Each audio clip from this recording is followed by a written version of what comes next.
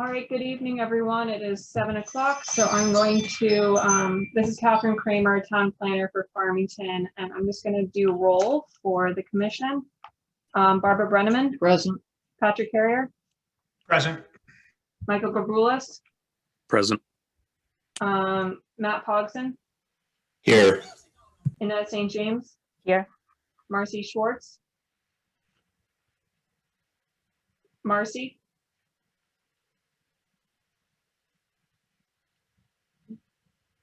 Scott Halstead, Scott Halstead.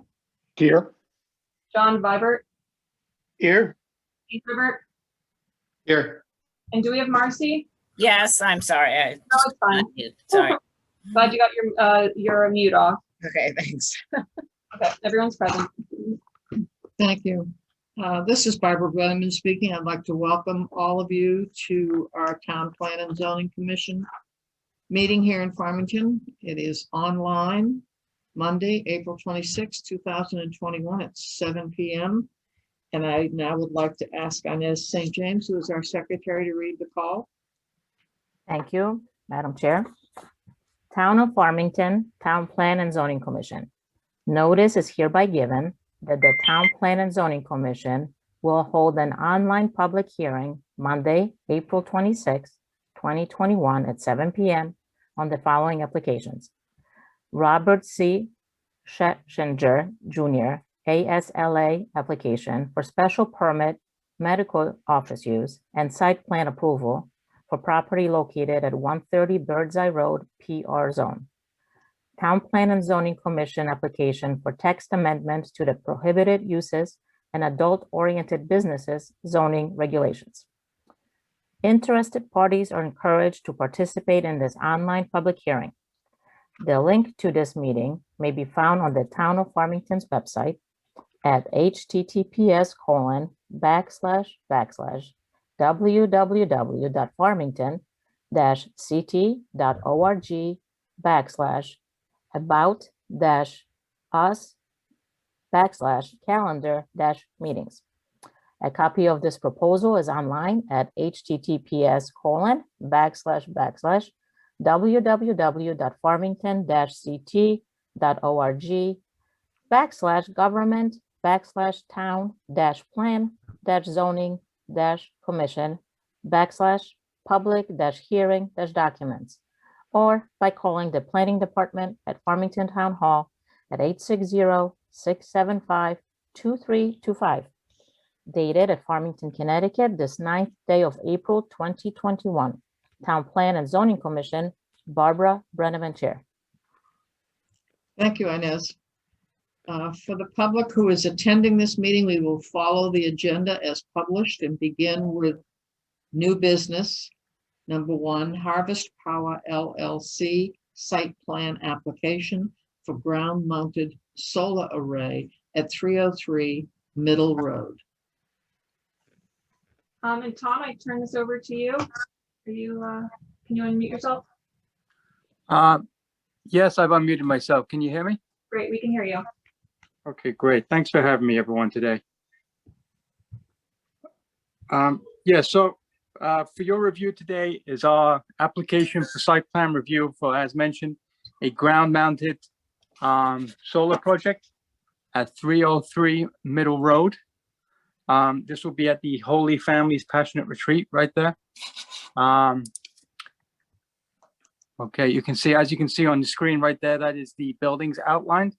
In the southeast corner of the property is our solar project. That's what we're looking to get permission for today. It's going to be 228 kilowatts of DC solar power, which consists of 602 solar panels mounted on a steel racking system in that previously disturbed field to the southeast. This has already been through the Wetlands Commission review and been improved. And now we're looking for site plan review there. This system will serve the retreat. It will be what we call a net metered system. In other words, it will reduce and lower their electricity bill and be used on site and given back to the grid as a net metered system when required. The reason that the site will be located in the southeast is, as previously mentioned, that is a open area. It is previously disturbed as a mowed field. Although it is some distance from the site and where we'll be interconnecting. It is a good location. As I said, it's already cleared. There'll be no additional trees to be removed. It is open and it is not visible from the street. And we believe it's a good location for it. I just to zoom out again. I'm sorry, I'm just right here. As you can see, that will fit right there within the field, some distance back from the street, a minimum of 75 feet from the nearest property line of a neighboring property, 270 feet from the rear property line. Well, it's kind of a slightly strange shaped property, so it doesn't quite go with like rear setbacks and the side setbacks right there. This site will be surrounded by a fence, as you can see, which is the black line on this array. And then the solar will be, the solar power will be connected to the retreat via an underground. Oh, I'm sorry. Sorry, I thought that was a question. If you're not, please mute yourself. Thank you. Okay. And yes, so yes, the panels and the inverters will be mounted in that field right there at the back. And then it'll be connected to the retreat, to their existing service via an underground trench, which will lead northwest back to their existing service, which is within their building. I'm not sure at this point, if you'd like to ask any questions, I'd be happy to answer them. Thank you. Commissioners, questions? We'll begin with Patrick. Yeah, Patrick Carrier. Okay, so what type of fence is it? I see there's a 15-foot offset fence. What is that fence? What is that made of and how high is it? That would be a chain link fence. It's designed to, protect the array and the electrical equipment there, and it's to code. It was originally proposed at 6 feet high.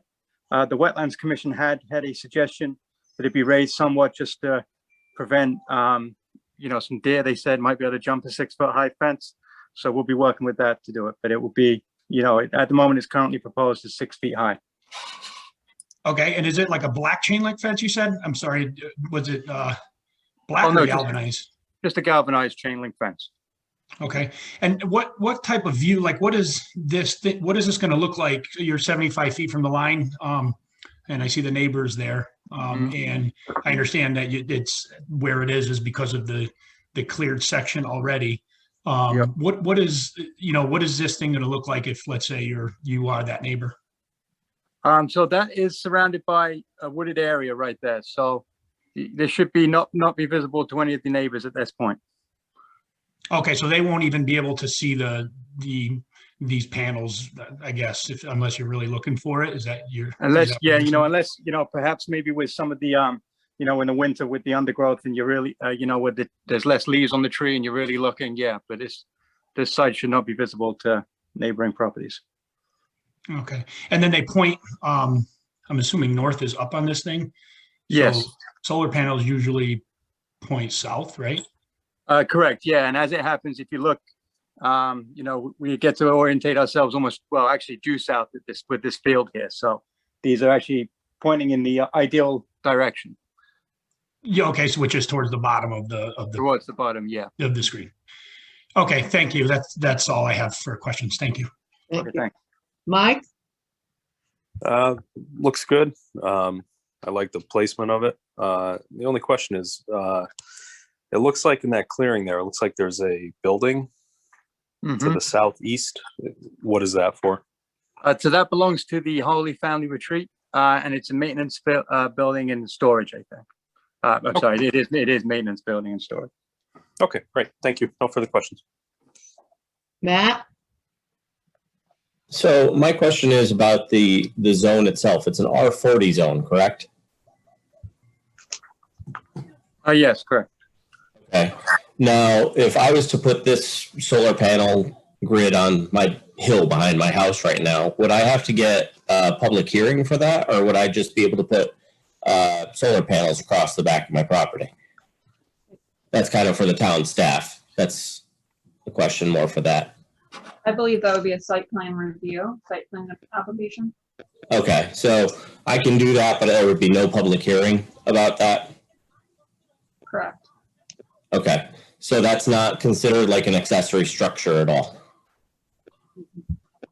No. Okay, It is accessory, so and Okay. accessory structures don't require a public hearing. or a okay, special permit. so that means that this needs to have a public hearing, is that correct? No, accessory structures to a residential use do not require a public hearing. I'm sorry, I thought you just said that they did. I'm sorry. No, I missed So, out. That was Catherine. Jen corrected me. okay, so an accessory structure on a R40 lot would not require a public hearing, even if it's of this size. Correct. It doesn't, it's here under new business, so most accessory structures in the residential zone don't require even review with TPZ because of the size and location. This is requiring a new business and site plan review with TPZ.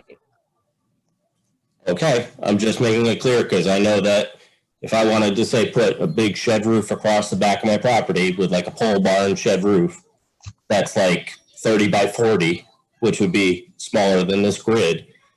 That's gonna not require any public hearing because that falls under the same jurisdiction as what this would be. That's correct? I'd have to look Oh, at the this areas. There are application. different area requirements for a, R40 and then R40. no, for a shed in an enclosed structure. Oh, I didn't say enclosed, just a shed roof, just an open. I'd have to, we would have to look at it and evaluate that application. This is the application that's before the commission right now. And the commission, as always, as part of Article 4, Article 4, Section 12, if there's a concern and you feel a public hearing is warranted, the commission can make that determination that a public hearing is warranted and you are welcome to do so. Okay. I guess the point behind all of that, I'm sorry, it didn't mean to come across as being contentious. It's simply to say that something of that size and that magnitude on a residential piece of property, I would normally think requires a public hearing.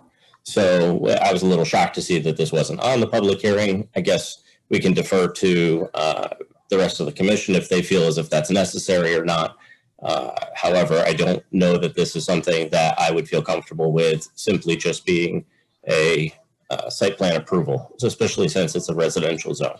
So other than that, I think that the layout is very clear. I understand where it is, but I do think that that's something that we might need to consider. That's all. Thank you. Inez? Thank you. So my question, and it kind of piggybacks on Matt's, is do these systems make a sound or emit a sound? They do not make a sound that would be heard by any of the neighbors or anyone like that. There is small fans within those inverter units, which are represented by those. If you look on the area right there, it's the you can see where it says inverters. Mhm. And I believe we have 3 of those small fans that you won't be able to hear from a few feet away. Okay, thank you, because I had a similar concern with neighbors. And then I apologize if I missed it, but how far off the ground is the system? So as these are angled towards the back, towards the south. So they're 2 to 3 feet off the ground from at the front edge. And then they end up about 6 to 7 feet off the ground at the back edge. So you are mowing underneath, or like how are you maintaining the space underneath? Yes, we'll be mowing underneath. There'll be room to mow. Okay, perfect. Okay, I just want to make sure. Okay, that's it. Thank you. Marcy?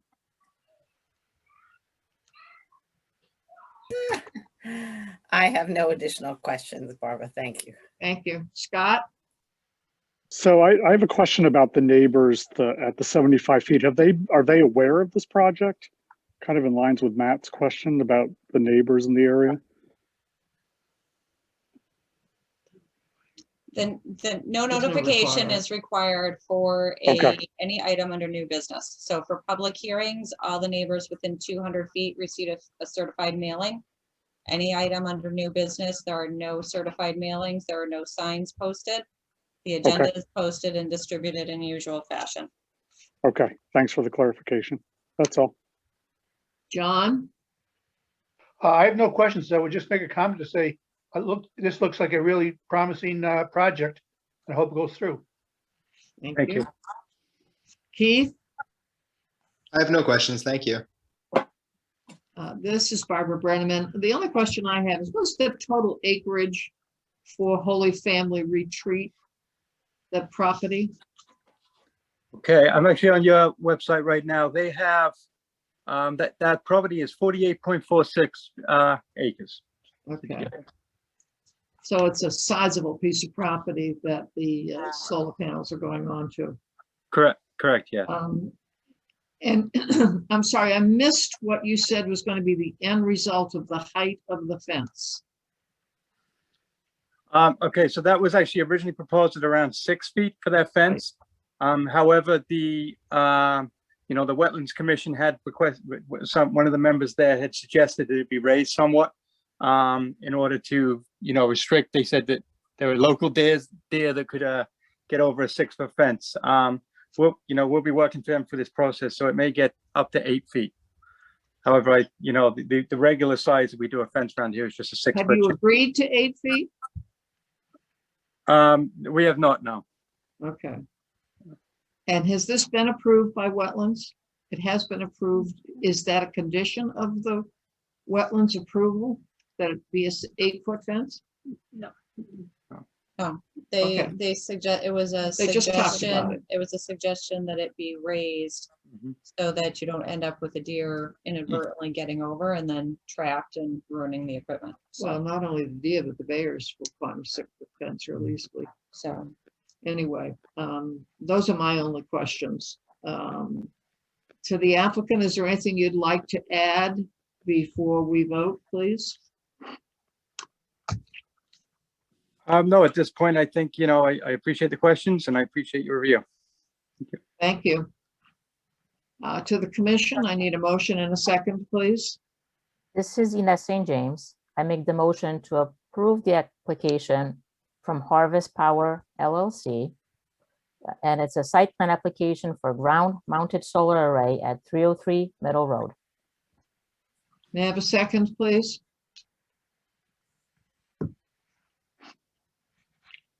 This is Patrick Carrier, and I second. Thank you. Discussion? Yeah, so Patrick Carrier. When I'm looking at this, I'm like, that is a big piece of property. And I understand it's in the clearing there.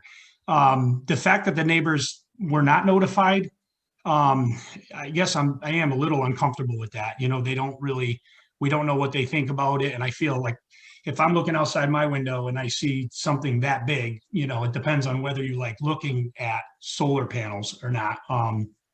Now, I understand that there's some tree cover, but that's hard to verify, you know what I'm saying, from here at least. I do see the trees, but the angle and underneath and all that.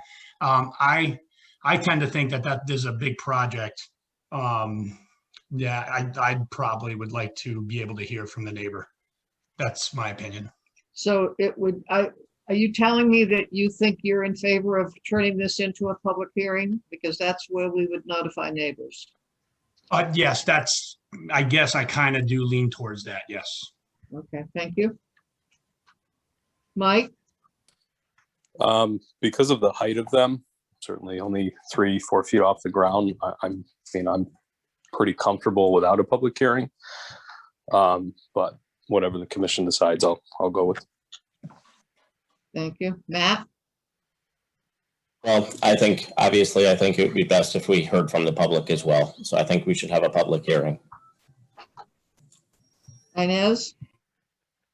Same, I think it should be communicated to the public. Marcy? I think that solar panels should be encouraged and allowed, so it doesn't seem like it's so close to anybody nearby. So I don't see a need. Is it a simple majority on change, if we shut Mm-hmm. this down and change it to a public hearing, it's done with simple majority? Okay. Yeah, 4-6. The way it stands now, if you all agree with my observation, we would have 3 people in favor of a public hearing and 3 people opposed to a public hearing. And that would be a draw, and the motion would not pass to change it to a public hearing. So we need to make a decision on that part of it first, or do we just Well, vote? that's, well, right, you need to It's complicated. make up right, you need to decide if a public hearing is warranted, and in which case right, this would get tabled. So then that means that as a group, the first thing we have to do is vote on to change it to a public hearing? Or do we've already opened the question. Do we vote on the question first? I would suggest yes. And I would suggest, yeah, I mean, it's there because we've got to. we have a motion on the floor for the application as presented. Now we're hearing in comment that you'd rather see another process. So the first thing we have to do is vote on the original application. And then we can make a motion to move Harvest Power to a public hearing and have a public vote on that.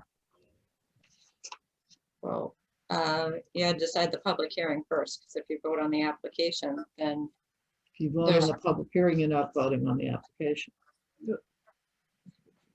right, but if you vote on the application and there's a motion and a second as presented, and you vote on the application and it gets approved, there's no need for the public hearing. That's correct. Right. Somebody should withdraw the motion.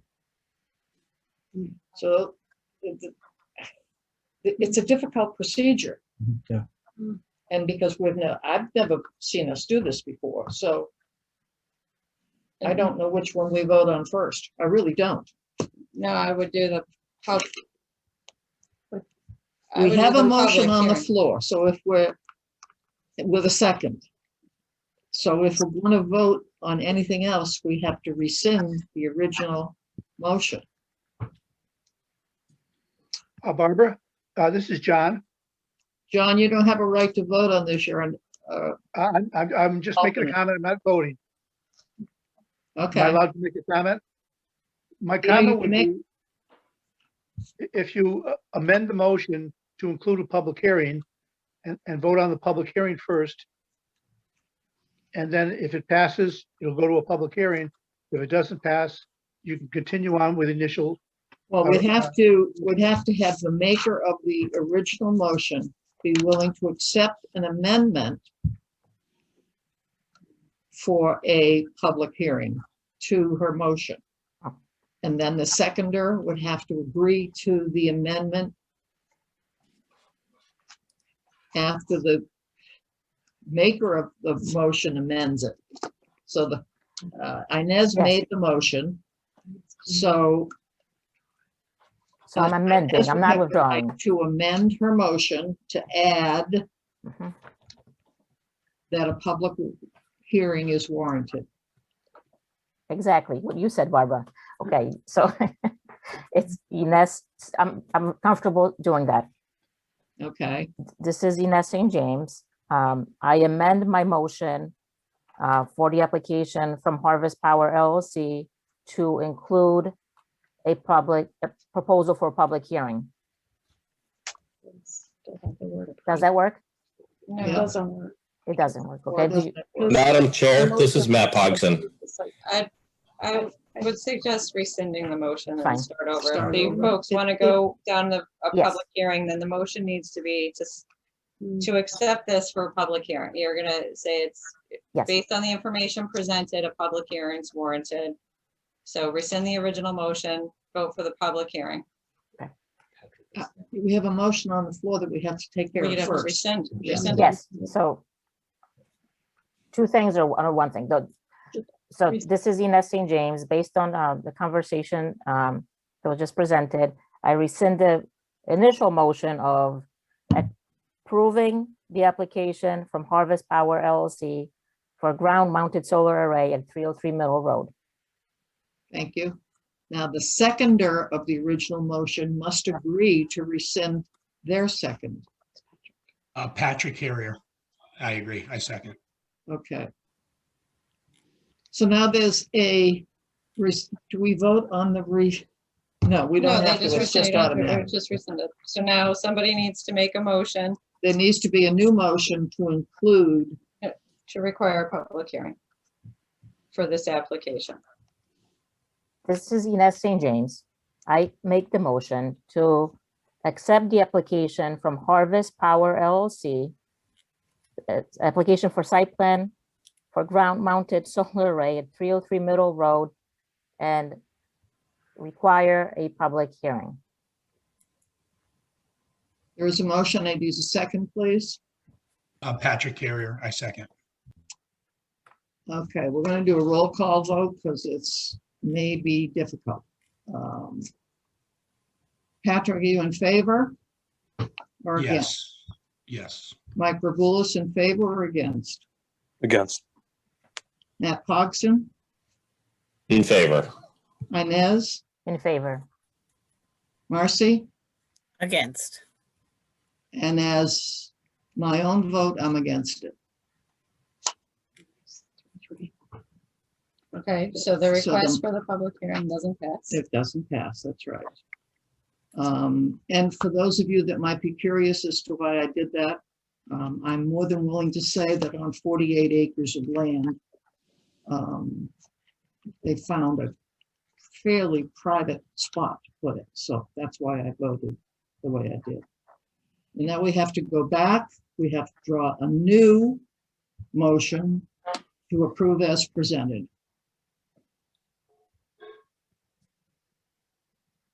I will just carry on. It's Ines St. James. I make a motion to approve the application from Harvest Power LLC for a ground-mounted solar array at 303 Middle Road as presented. Have a second, please. This is Patrick Marcy. Carrier. Okay, good. Patrick, go ahead. Patrick Carrier. I second. Thank you. There is a motion and a second to approve as presented. All in favor? Aye. Aye. Aye. Opposed? Opposed. Who's the opposer, please? Patrick Carrier. I oppose. Is there another opposer? Matt Pogson, but I was going to abstain. There is no say at this point, strictly a vote. Oh, I said abstain. You're Abstain? abstaining? Correct. Okay. So is the vote 1, 2, 3, 4 to 1 and 1 abstention? Am I Yes. reading that correct? Help me, people. Yes. Yes. Okay, thank you. Motion carries with 4 positive, 1 negative, and 1 abstention.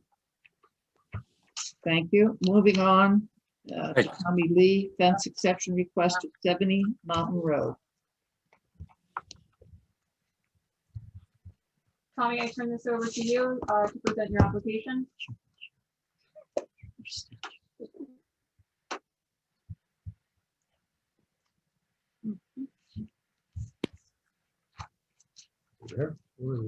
Tommy, are you Hi. there? Hi. Yep. Can I'm you just, present your application to the commission. yes, this is Tommy Lee. I'm requesting a fence exception for 70 Mountain Row. So we install part of the, let's see, the fence that passes. So it's we built a new house there, and in between, yeah, so that there's the fence. So mistakenly we install all 6-footer as a privacy fence, but because it was a subdivision, a 2-lot subdivision, in the beginning of it should be a footer. So we were asking exception for the beginning there.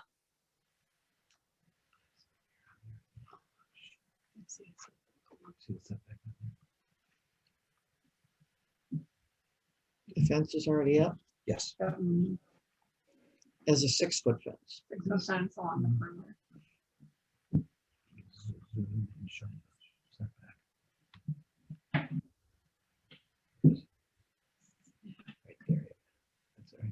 So this would be where the 6 foot should stop and move Mhm. in the front yard. But it's 6 foot long. Commissioners, comments, Patrick, Not right now. Thank you. Mike, What is the total area of the extended fence into the front yard? How many feet?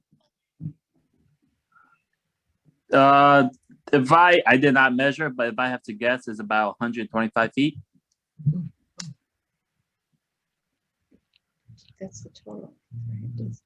But in the beginning, the driveway, it kind of slopes down, so the fence kind of slopes all the way down. It's not a graded. So in the beginning, yeah. So if you're looking at a picture to the left of the trash can there, it slopes downwards.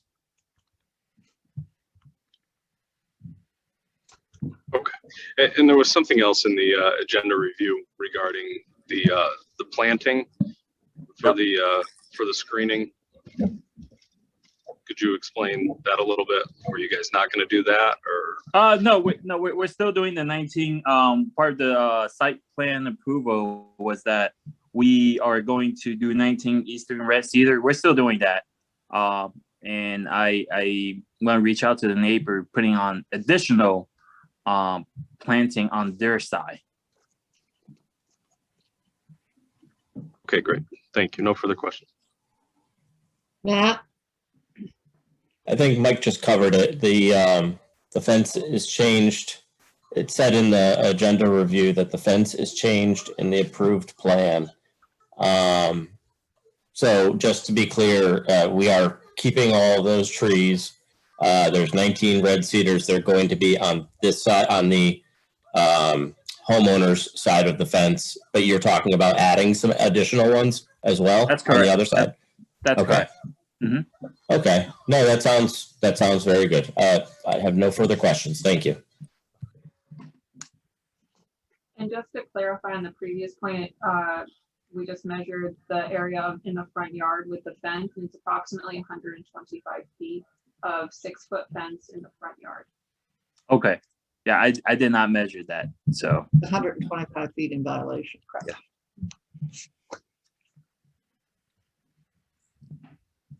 We'll move on to Inez. Thank you. A little slow today. I'm trying to, the difference in height, obviously I want to make sure there are no issues pulling out of this driveway. So this fence, when you're pulling out of this home, I understand it was a small subdivision. This fence is on the right or the left? Where am I? So if you're coming out Mhm. of their home, so that's the driveway where their mouse is. Yep. So the fence will be on the right. And Mountain Road is like, Yeah, one goes way down the other end. thank you. That will help me better. Okay. Excuse me, yeah, all zoomed in. The lot prior to the Yep. house. And the fence is where now? Kind of where, The cursor is. And does it go Yeah. all the way to Mountain Road? no, it stops at where the number 78. Mhm. Well, actually, I don't, what's the small house without the number?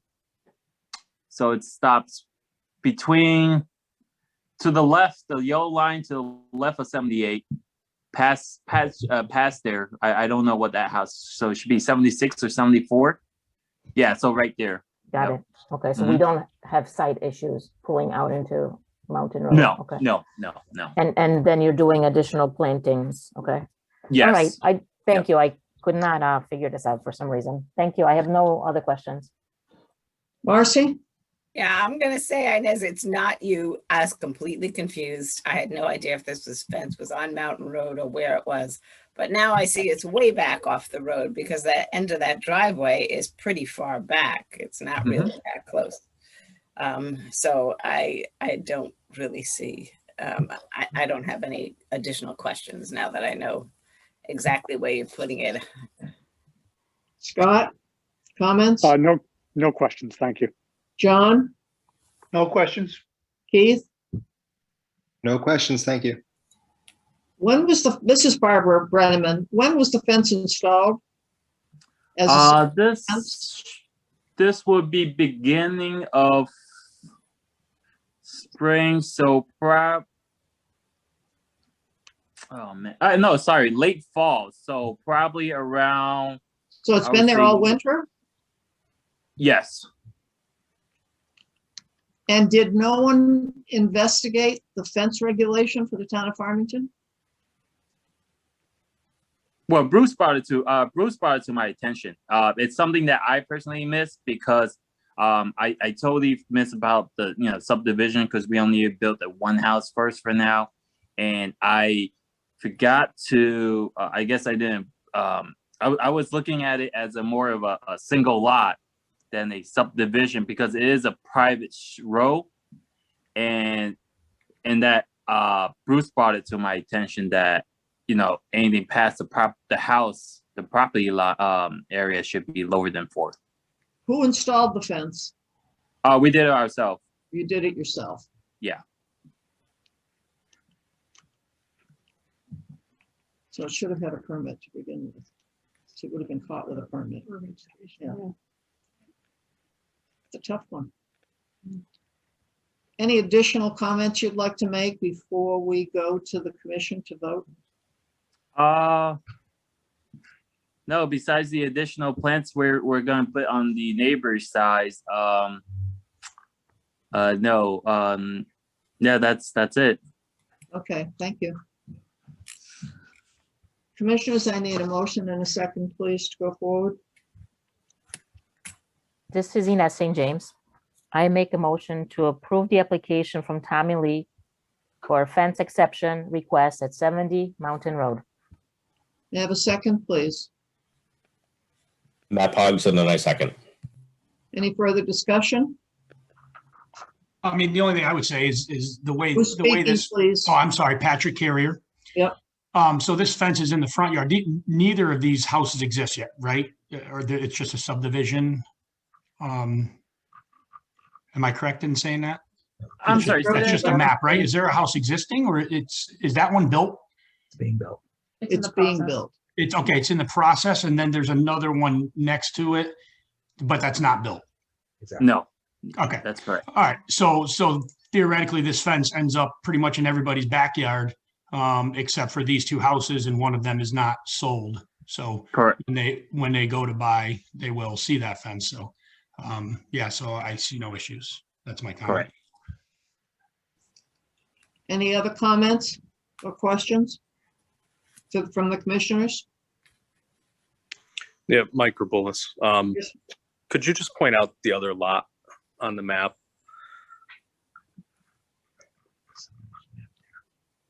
This does not call out the subdivision. Okay.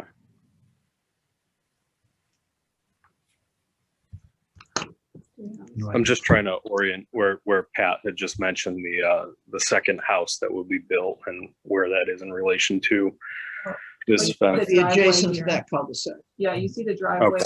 cul-de-sac, so presumably it would be off on this side, Okay. finishing off that rectangular Mhm. area that we had on the GIS aerial. Yeah. I mean, it's a tough one because it's one of those things that was done months ago and now we're going back looking for permission. But I think that it's a unique location as to where the front yard actually is, which actually backs up to several houses. So no further questions. Thank you. So So this is Marcy. There is a house that's already built back there. Is that not lot 70? Is that a different lot? The house that's there? That's been under But construction? they tore that house down, didn't they? They did. Yeah, they tore the old house down, Marcy. Right, but they've been putting up a new one. That's Yes, it right there. this one on this lot, yeah. Okay. Okay. Oh, well, now, okay, because it's saying proposed, but it's really there. They're building it now. Yeah, so we started end of March of last year. No, wait, you can't Nope. speak now. Oh, sorry, The commissioners are in the process of voting. sorry. Yeah, and they've been building it for a while. That's all I understanding. That's fine. Scott, any comment? No, I'm all set. Thank you. John? No, I'm Keith? fine. Keith? He's not responding.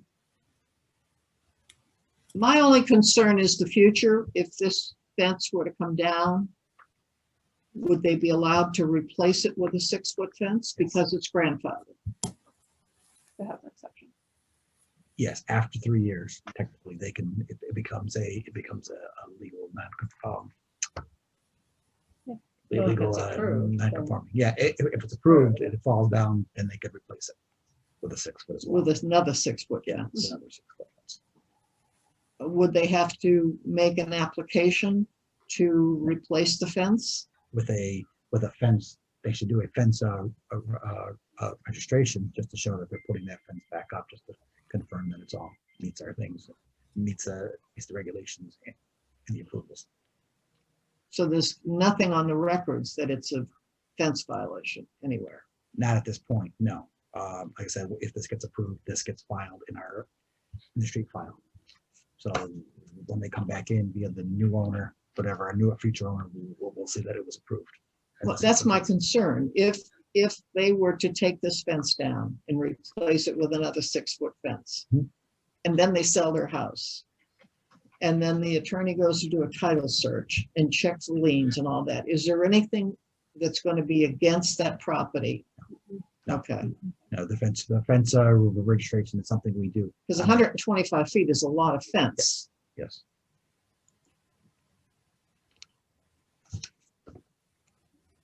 Okay, I have it in my head now. It is in the backyard, but during the public hearing, they had mentioned problems with headlights and stuff with this road, with this in the backyard, so if that's any consolation. Okay. All right, we should be ready to vote. All in favor? Aye. Aye. Aye. Aye. Opposed? Abstentions? Motion carries unanimously. Thank you. We'll move on to number 3, Todd Zavatsky.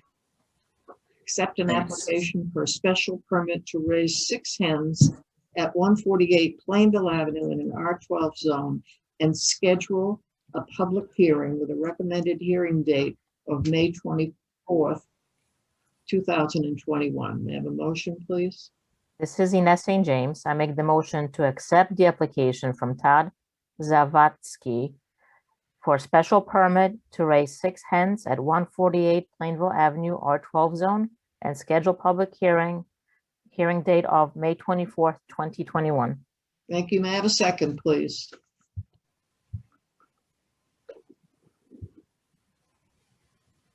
May I have a Patrick Carrier, second. please?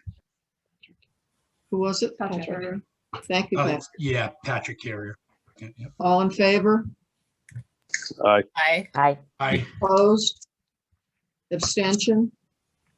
Motion carries. Lot 9 Eli Road, revision to an approved subdivision. Joe, this is your opportunity to present, then unmute yourself. Joe Green, yep, there he is. Yes, Joe Green from Robert Green Associates, 6 Old Waterbury Road, Ontario, Connecticut. My clients, Eric and Cara Golden, are building a house on Lot 9, which is on the corner of Eli Road and Old Mountain Road. And they are looking for approval from the commission to construct their own driveway onto their property. They are part of a common driveway and they wish not to be part of that.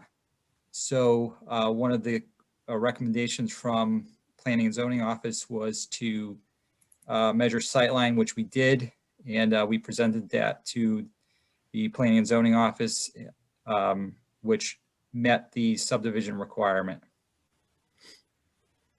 That's generally it. Thank you. Commissioners, questions, comments? Yeah, I'm just trying to understand it now. So they kind of meet down the bottom there. And so it's still just one curb cut, correct? That is correct. Oh, they're there. Oh, Yeah. I mean, Okay, thank you. That's the only questions I have. Yeah, no. So Patrick, it's not gonna meet as it's grade in. So that's what was approved. And then what they're asking is where the cursor is right now is to come down. So it's a separate driveway. It's with a separate curb cut. Okay, gotcha. Yeah, I do see that. I mean, I still have no Or- issues or with that. I was just, This was the Ye- original approval. right. And that's what they're And then, yeah, and then it was crossing onto the other property there and then connecting. Okay. Right. So, Okay. Yeah. Yeah. I understand it now. Thank you. so they're gonna curve off sooner and have their own connection in. Okay. Mike? I had a tough time reading those older maps, but I'm good now. All set. Thank you. Thank you, Matt. I think I understand the want and the need for that. I would like to see it a little closer to the property line, but I think that would give it a little bit more sight line, but I assume that the engineering department has looked it over and feels that, I mean, I read the comments that it seems as if it meets everything. It seems as if there's a pretty steep curb right there, so I don't want anybody getting hurt, but is it possible to move it any closer to the property line, to the old proposed entrance? I think in that particular, I mean, one of the reasons why we kept it away, somewhat away from the property line was there was a PC or a PT, so it's marked by a town monument. We were trying to save that location. I think, I think I see that there's a small square right there. That is correct. Got Yes, it. that is correct. Yeah. So we were trying to stay away from that. Okay, that makes sense. That's reasonable. Okay, no, since there is reasoning to keep it away from there, and I have no further questions then. Thank you. Inez? I'm all set. Thank you. Marcy? No further questions. Thank you. Scott? No questions, thanks. John? No questions? Keith? No questions, thank you. I have no questions. Have a vote, all in favor? Well, let me make the motion. Right, or no? Yes, ma'am. Okay, it's Ines St. James. I make the motion to approve the application for Lot 9 Eli Road revision to an improved subdivision as presented. You have a second, please? Matt Pogson, I second. Thank you. All in favor? Aye. Aye. Opposed? Abstentions? Motion carries. Thank you. High School Building Committee and internal review and recommendations, please. Kat, I turn this over to you.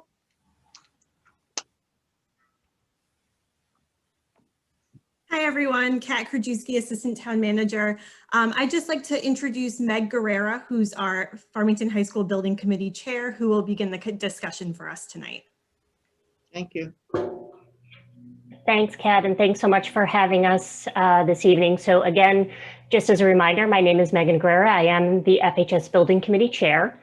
And just to kind of level set us for this evening, so per Chapter 53, Public Buildings of the Town of Farmington Code, the Building Committee must submit the completed schematic drawings to the Town Plan and Zoning Commission for informal review and recommendation.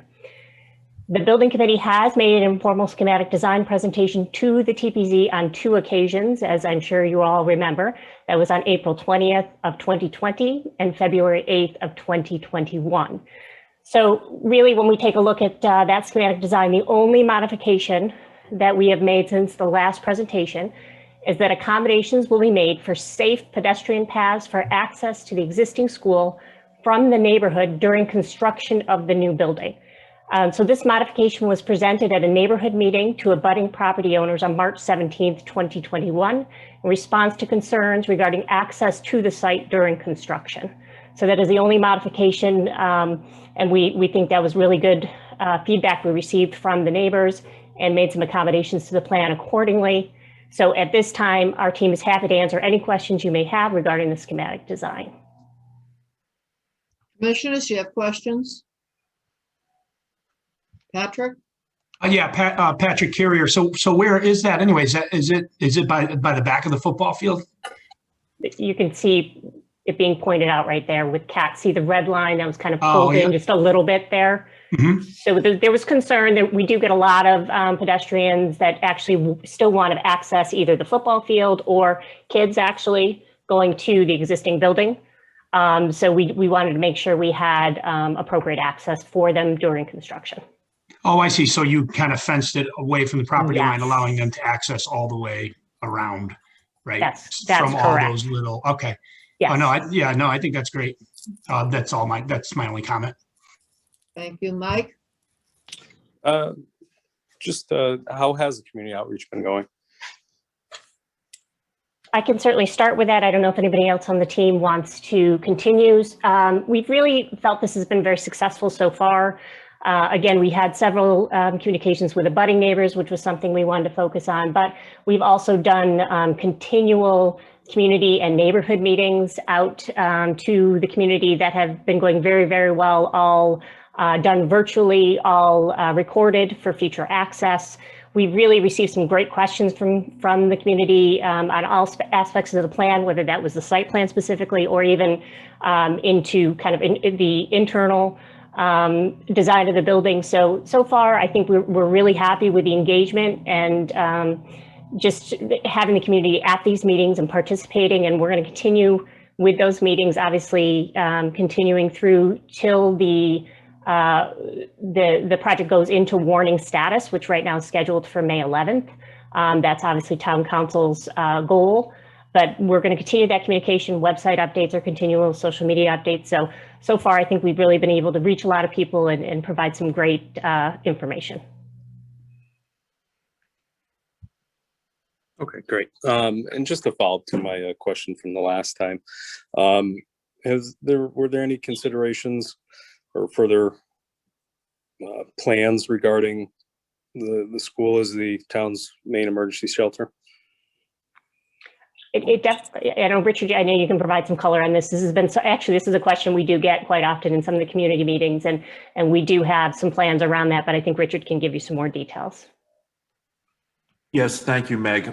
This is Richard Setback, architect with TSKP Studio, for the record, architect of the proposed Farmington High School project. Yes, I do remember the question. I was present at that meeting last time, and yes, we have received similar questions when we've had neighborhood outreach meetings. The new building is being planned to serve as an emergency facility for residents should the need arise, whether there's a weather event or other kind of emergency. So, for example, we do have in the budget planned a emergency generator, which will be used to provide power to those areas of the building that would be available to members of the public should they need to find shelter here. There will also be a number of other features, separate circuits to be able to keep portions of the building on that generator power. Food service would become available, so should meals need to be served, for example, that would become available. Circuits that also have internet access, so if people wanted to come in and do some work, if they've lost power at home, they could certainly do that with interconnection here. And even small details have been thought about.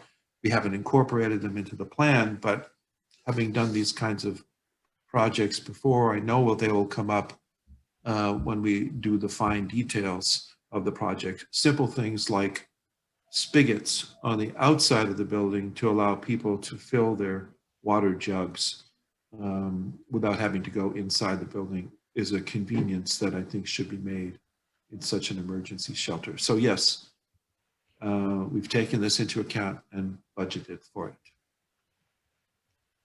Okay, great. Thank you. No further questions. Matt, No questions at this time. Inez, No questions. Good suggestion, though, by the neighbors. Thank you. Marcy, No suggestions, thank you. Scott, No comments. No comments, thanks. John, Just one question. My understanding is that once this project moves forward, that the construction will occur without interference of the students in the old building. And then when the construction is done, everything will move to the new building? That is correct, John. So that's the timeline. The only potential disruption at all could be to some parking potentially in the interim. But as far as learning and teaching and learning in the existing building, there will be a transfer from the old building to the new building within the timeline. So that was a very specific thing that we discussed as a building committee, and we did hear feedback, obviously, from the community as well, how important that is limited disruption to learning in this building during construction, and this is really the best approach in order to get us there. Thank you. this is Barbara Brenneman. I just thank you very much for remembering us and bringing us the details. It's always important for us to be able to communicate when people ask us about things. So thank you very much for the presentation. Moving along to public hearings. Thank you very much. Thank you. Thank you. Good night. The first public hearing is Robert Schlesinger Jr., ASLA, an application for special permit, a medical office use, and site plan approval for property located at 130 Birdseye Road in a PR zone.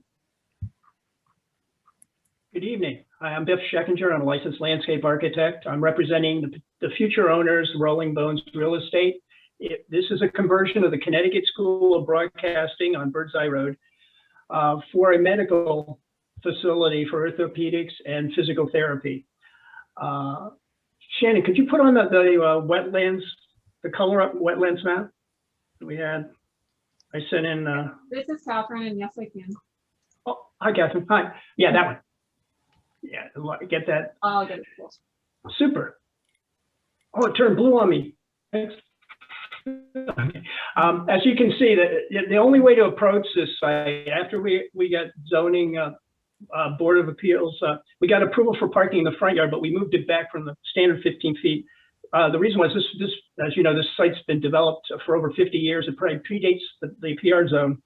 The reason we're here for a special permit is because everything has to go to a special permit, regardless of for any use in this zone. So the way we approach this, you can see it's totally surrounded by wetlands. It has high groundwater, and it's a big amorphous blob right now of pavement for parking with no landscaped islands, except in the very front with only very little landscape material in it. Also, no emergency vehicles could ever get in there without taking several point turns. And there was no water renovation considerations back when this was done. So we determined the best way to do is concentrate on, nothing will change on the building footprint. We were able to get the requisite 53 spaces, and we got 55. We have one additional extra handicap space that was required. We exceed the land. Now we have landscaped islands in there. If you can go to the next one, the illustrated one. So we have landscaped islands. Now that the amount of landscaped area in the parking lots exceed the requirement, we're at 11+% versus 10%. We have more than twice the shade trees and within the parking lot area. That doesn't count the screening of evergreen trees that we're going to do in front to augment the existing trees along the property line. And I want to make sure, no, I kept 23 feet for the road's interior drive system, but since it's a special permit, I'm also requesting the consideration we use the standard of 18-foot deep bays and 24-foot wide driveways in the parking areas themselves, which is allowed under special permit by, what's it, a 5/6 vote? I'm not sure the exact regulation, but so I'm requesting that as well. That's part of the special permit on this. And right now, you can't, because you can see the water renovations in the back, the water renovation basins in the rear, as well as on the north side and the lawn. There's really nowhere else to develop on this site. Right now, all the traffic comes in and out at a very, over the weekends as well as later in the evening, because that's the way the Connecticut School of Broadcasting marketed themselves. They were adapting to people's work schedules. This will be run basically from 8 to 4. The lightings will be adjusted to go off after 7 at night. So it's a very limited impact. It already has the parking area that was, people were already parking there and using it for a longer period than we're recommending, or that the establishment will be working for. So that's basically it. We also got full wetlands approval. We're not disturbing any wetlands. As I say, we're creating water quality basins that weren't required at the time this was developed, but are certainly needed. And we've exceeded the sizes of both basins we were required to put in under the new regulations. So I'll take any questions now. Commissioners, questions? Patrick? Okay, just to clarify, so the existing now, the driveway is pretty close to what's existing, correct? Yeah, correct. I had to widen it down towards the building so that now emergency vehicles can go through there. If you can see coming in the big bow there, we had just pushed the turning radius geometry towards the building at the elbow there of the L. We had to move it towards the building so that now a fire vehicle or emergency vehicle can go through there in one shot and get into the back. Before, it came up roughly to where the bum is and then reduced itself to 14 feet wide, and it didn't have the turning radius. And there's a ledge to the east of the at the top of the road alignment there, at the curve. There's a little bit of light, so we had to accommodate that, and the only place to do it was to go forward. That also precluded having any additional parking on the side yard in the north, because we needed the water renovation basin for all the storm drainage from the front, as well as the road coming in, everything from the east side. So basically, we were between a very wet, hard place, and we thought, we were able to accommodate all the current zoning regulations within the building envelope that exists now, with less coverage. We're 471 square feet less coverage. You're allowed 40% coverage. The original's at 23.76, and I think we're at 23.56 in coverage. So we reduced coverage as well of hard surface. So you come around that bend, and then once you get past that bend, what's there now exactly? I mean, I drove through briefly, but there was a one-way road with angled parking. And there should be, if you go to the my first sheet on the demolition plan, it should be a L1. Catherine, it should be the first one in there. No, that one. Oh, you can see this. Yeah, this is Hodges Survey. If you notice, the curve comes in and then it just collapses down to a straight line. Even you couldn't turn across that if you wanted to. Then it comes into a couple, it was one way in and down, and then one way behind it on the way out. So you come in against the building, there are a couple parking spaces there, and then it goes to the back, which is just has been an amorphous blob of pavement.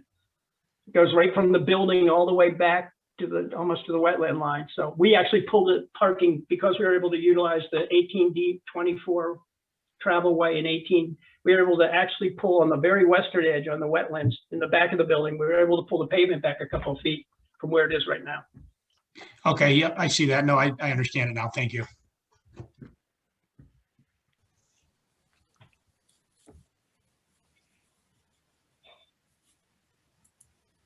Mike?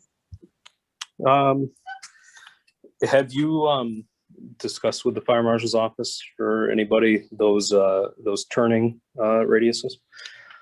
That I know it's just a picture we're looking at, but that looks like a tight fit for me. Oh no, we did a turn study. It's on the last sheet. Also, I put this all up. It's all the road geometries on it, and it was reviewed by town. We actually, if you go down to the last sheet, I think, Catherine, of the drawing set. Should be L11, I believe. Yeah, I was also just looking at number 3 of the engineering comments, just making sure that was addressed. Yeah, Bruce Bruce, did we address it successfully? Yes, you did. Thank you. Great, thank you. I know the shorter hours and the less days are nice. Could you estimate when the School of Broadcasting reopened, how much capacity it was using? As far as how many people were there on a regular basis? I don't, that among many other things, they have a paucity of any records. They don't have records for anything on this. We couldn't find any. They claim it at their heyday. Yeah, they had heyday in different decades, and at times they were, they had the parking lots full. That's according to them.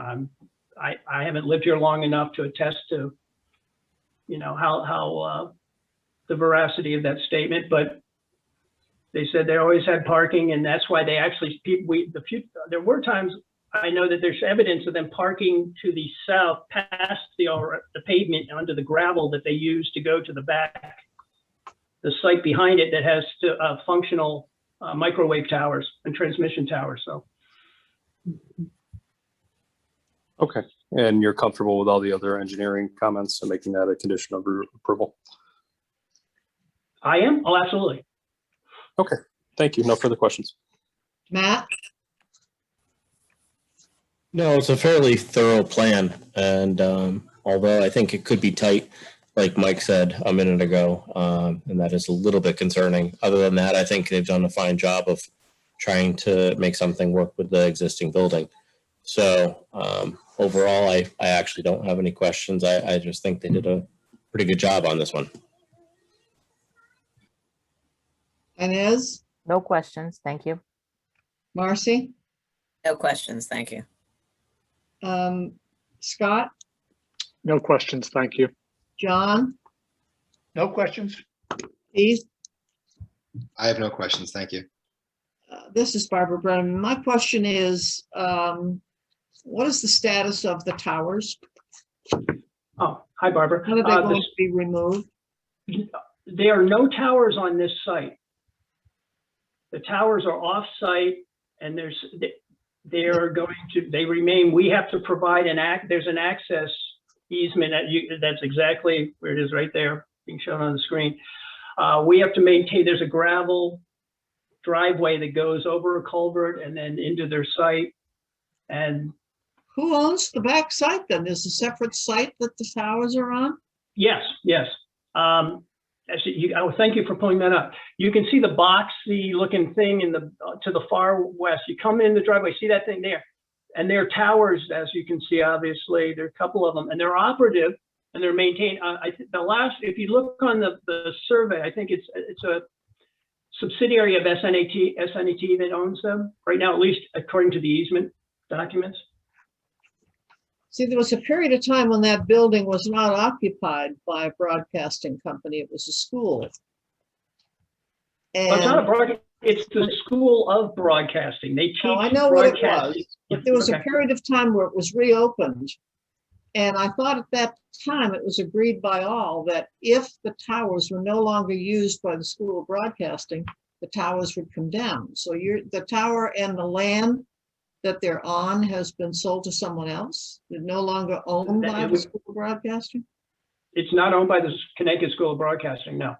They only own the 3.5 acre rectangle that you can see there. So when we approved the reopening and they agreed to take the towers down when they were no longer used by the School of Broadcasting, that no longer exists. That agreement no longer exists. Is that correct?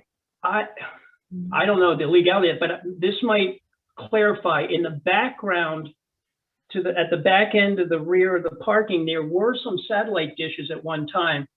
They were removed, and we're removing all the footings and electronics that went to that. That's on our property. Those are being dismantled and removed so that we can have our water quality basin there. I'm talking about the big towers?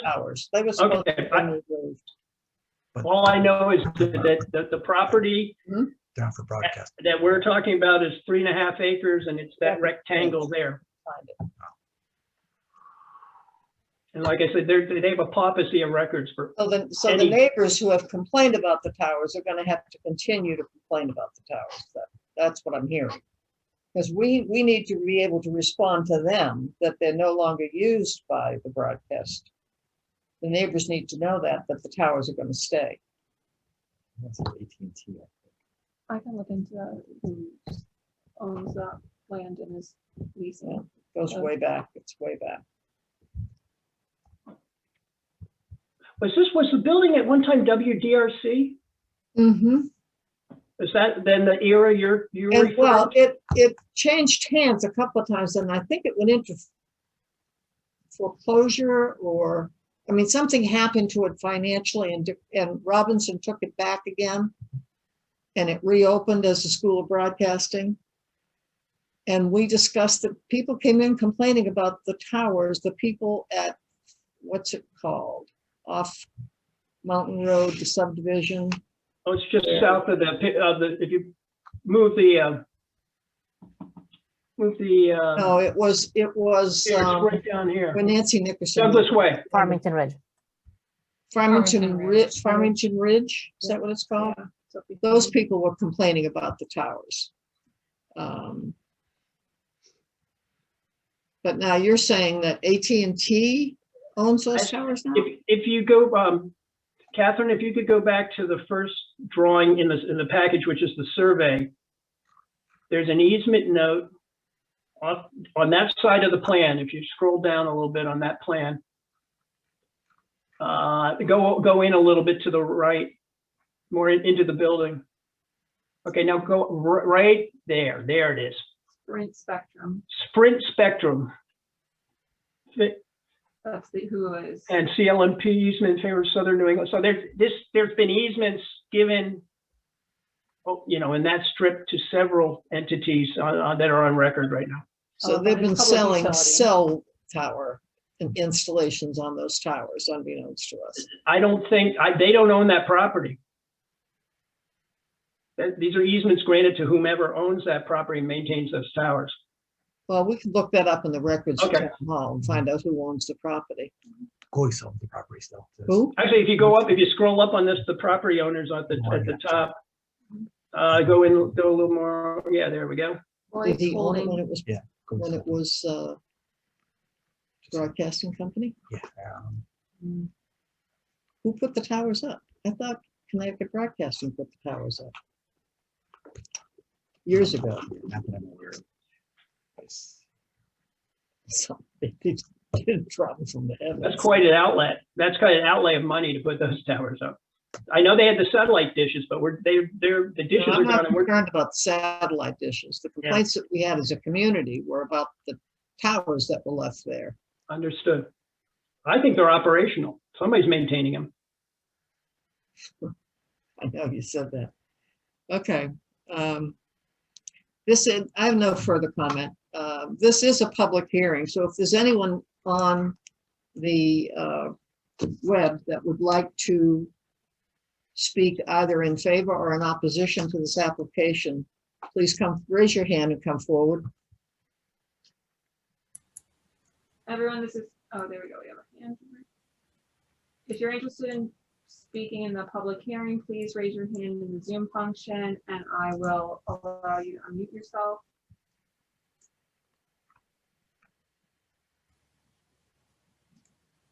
Waldemar, you can now unmute yourself and speak. Good evening, everybody. My name is Mirka Muir. I am a neighbor on 116 Birdseye Road, which is next to the existing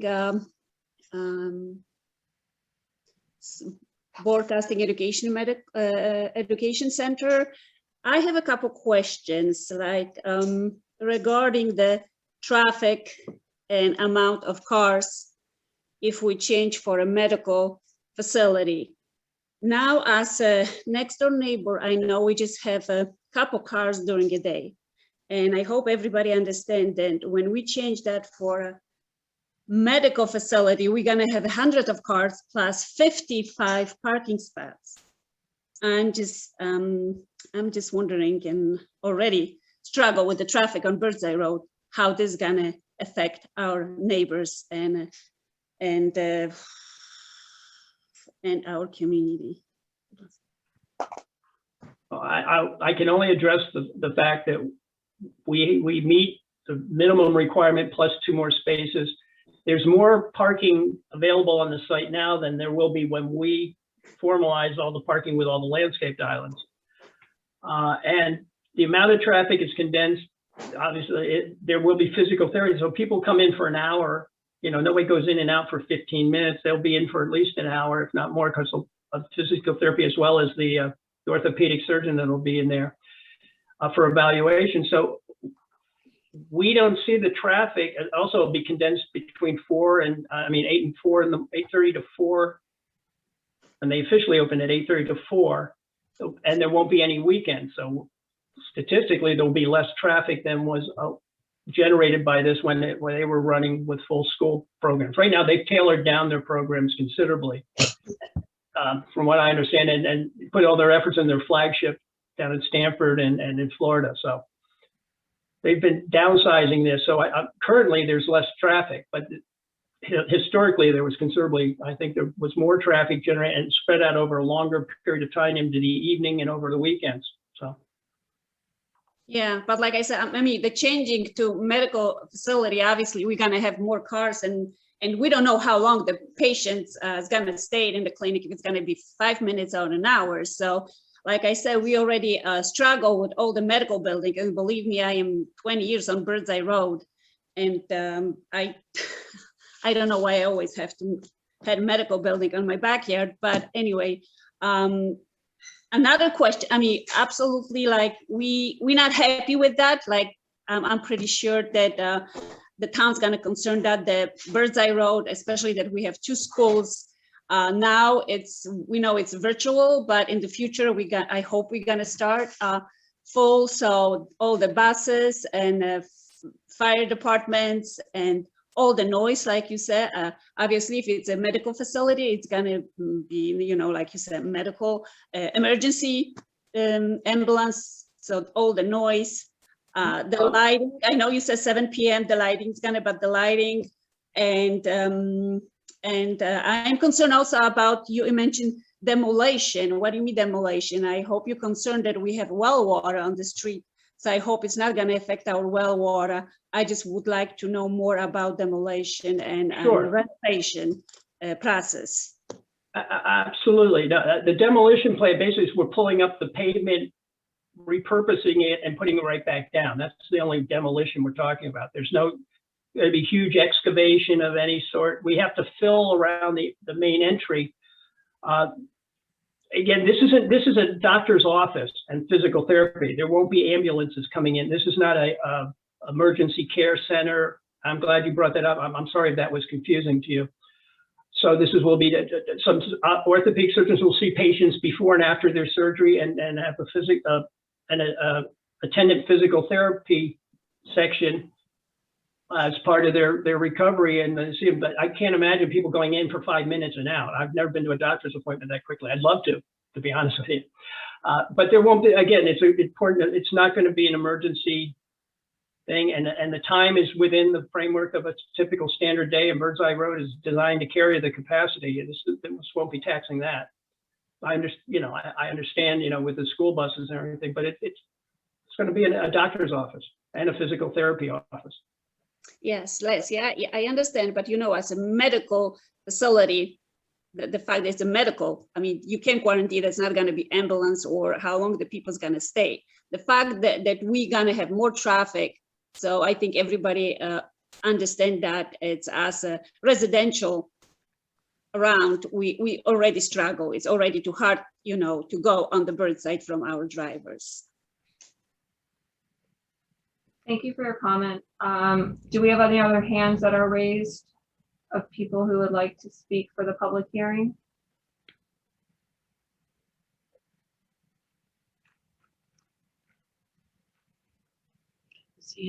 I am seeing no further hands raised for public comment on our public hearing 1.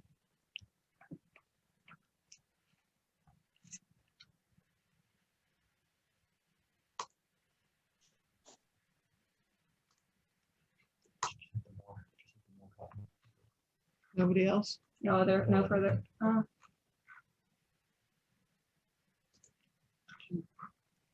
Hit the sensor. If you hit the more button, you get out. Okay, I think that completes public hearing. There are no further comments in the public hearing from the public. Go back to the applicant. Is there anything you would like to add to your presentation before we close the public hearing? No, I appreciate your time and thank you. And I appreciate the neighbors for, I wrote to all the neighbors. I'm glad that they've had a chance to respond to as well. Thank you. At this point, I will close this public hearing. We'll move to the commission. I need a motion and a second, please, on this public hearing.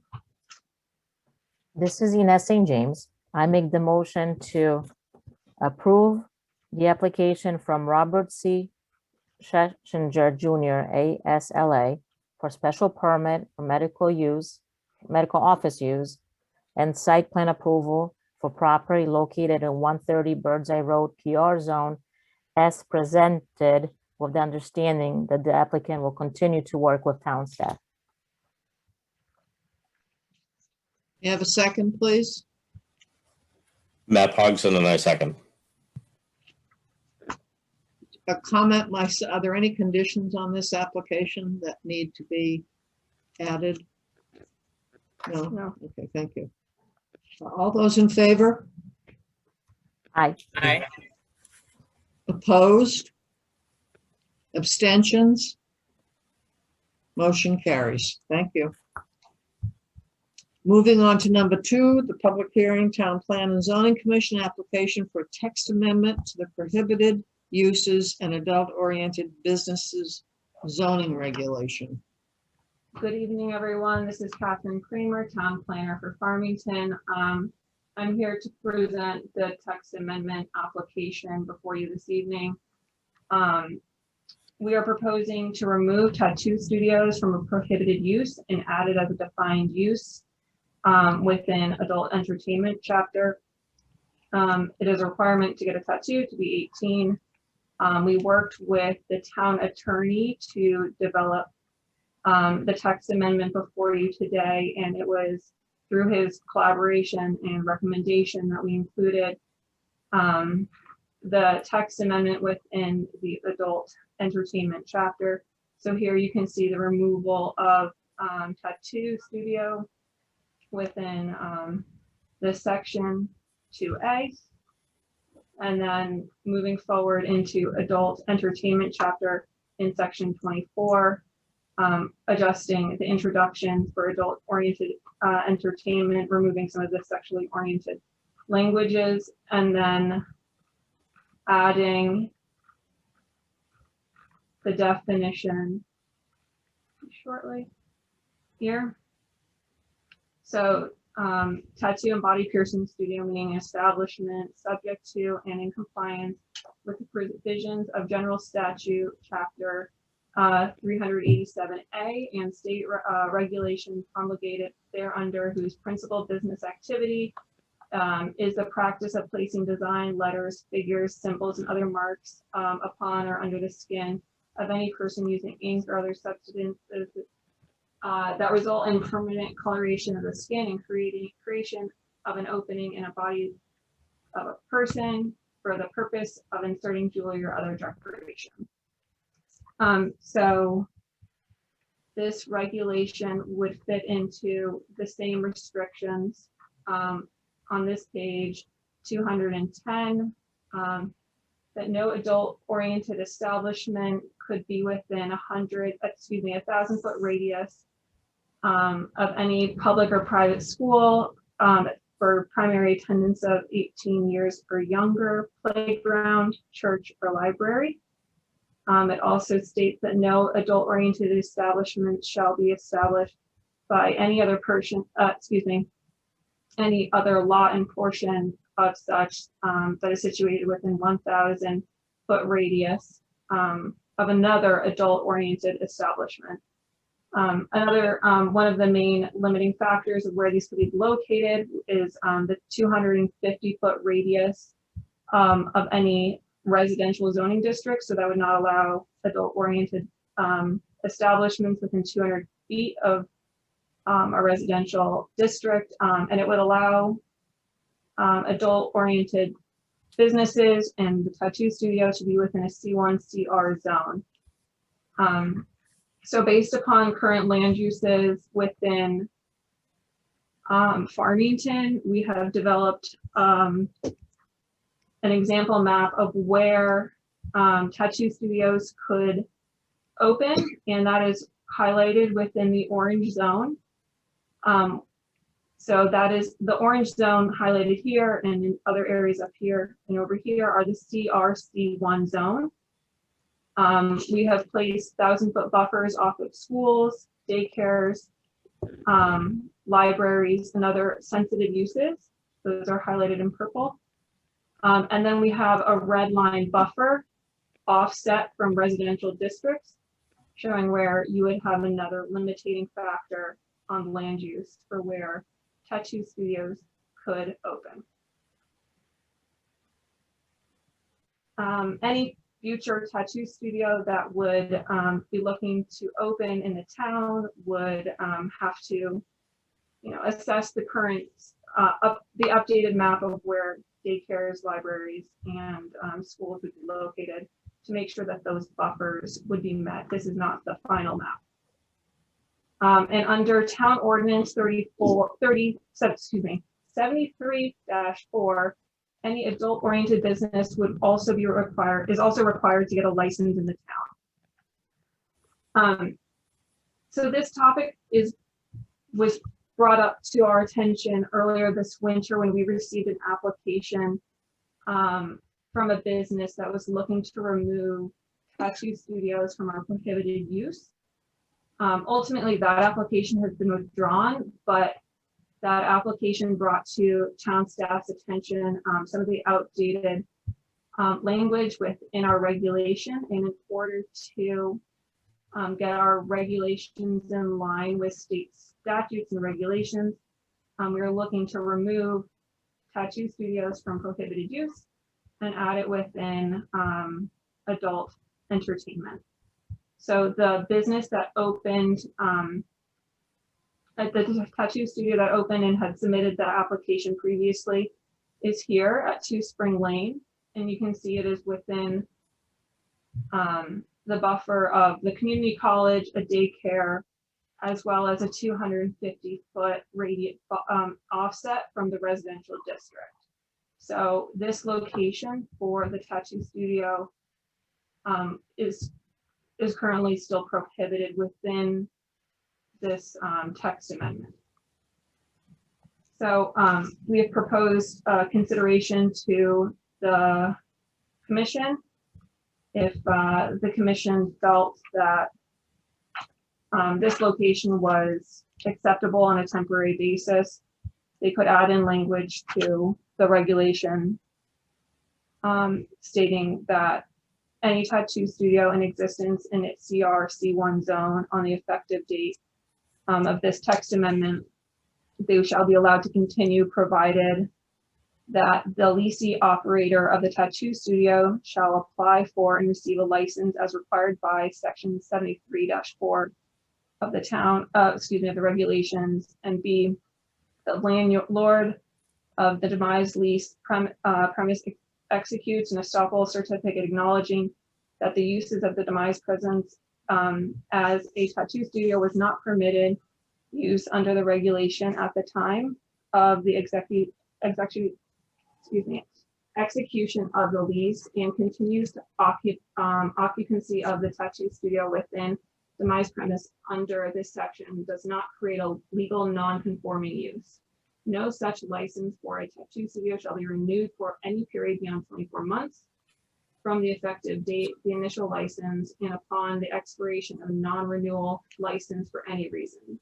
And the leasee of the demised premise shall vacate the premise, and no further use as a tattoo parlor shall be licensed or allowed. So adding this kind of language would ensure that we do not create any further legal non-conforming use. It's also, I'll also state that we haven't received any complaints about this business that signed a lease at 2 Spring Lane. So, and again, all of the language was developed in collaboration with our town attorney to make sure our towns are in alignment with the state regulations.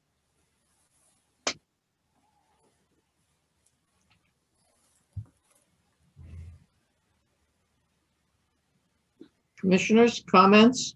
Patrick? So can you explain to me so as far as the existing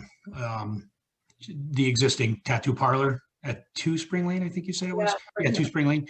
So what would happen if we did add that language? They would be allowed to be open for 2 years and then would have to come back for a new license and can be renewed for another 2 years? Is that how that works? Their license would terminate after 2 years, and they would have to find another location in any of these other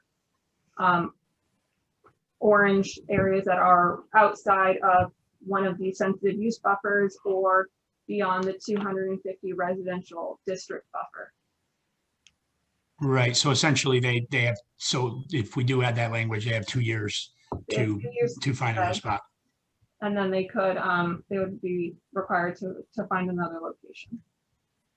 And then if we don't add that, well, okay, so are they currently operating, or I know they're there already, but how's that working? They are there. We have been told that they are not operating, but then we have also heard that individuals have had tattoos on there.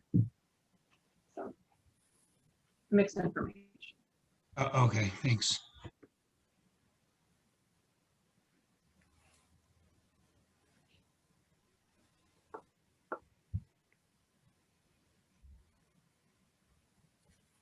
Happy to Mike? answer any other questions.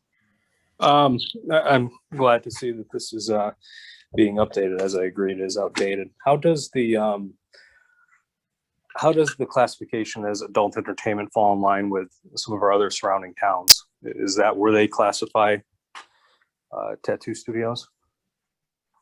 It's mixed between towns, but this is what our town attorney, Bob DiCrescendo, says many of the towns have done, is incorporated in with adult entertainment. As you do have to be 18, it kind of aligns nicely with that and providing some of the same setbacks and buffers. Yeah, I'm certainly okay with this change.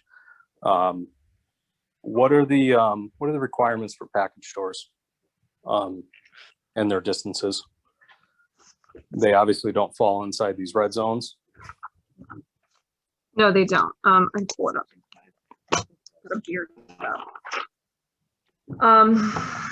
Alcohol for any sale or consumption, 1,500 foot radius from any other package store.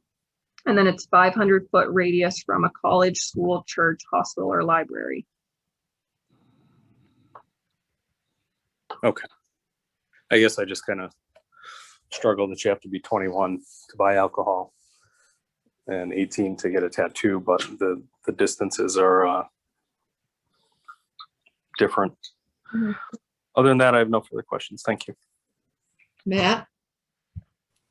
I think I agree with what the other commissioners were saying, where this is a good change for the community. I think it's a much more accepted practice these days. The only thing that I'm having a little tough time with is the fact that this is something that went ahead in a regulated area and a regulated time, regardless if we change things now, and we're offering 24 months, which I think is a bit, I don't know, lenient, honestly.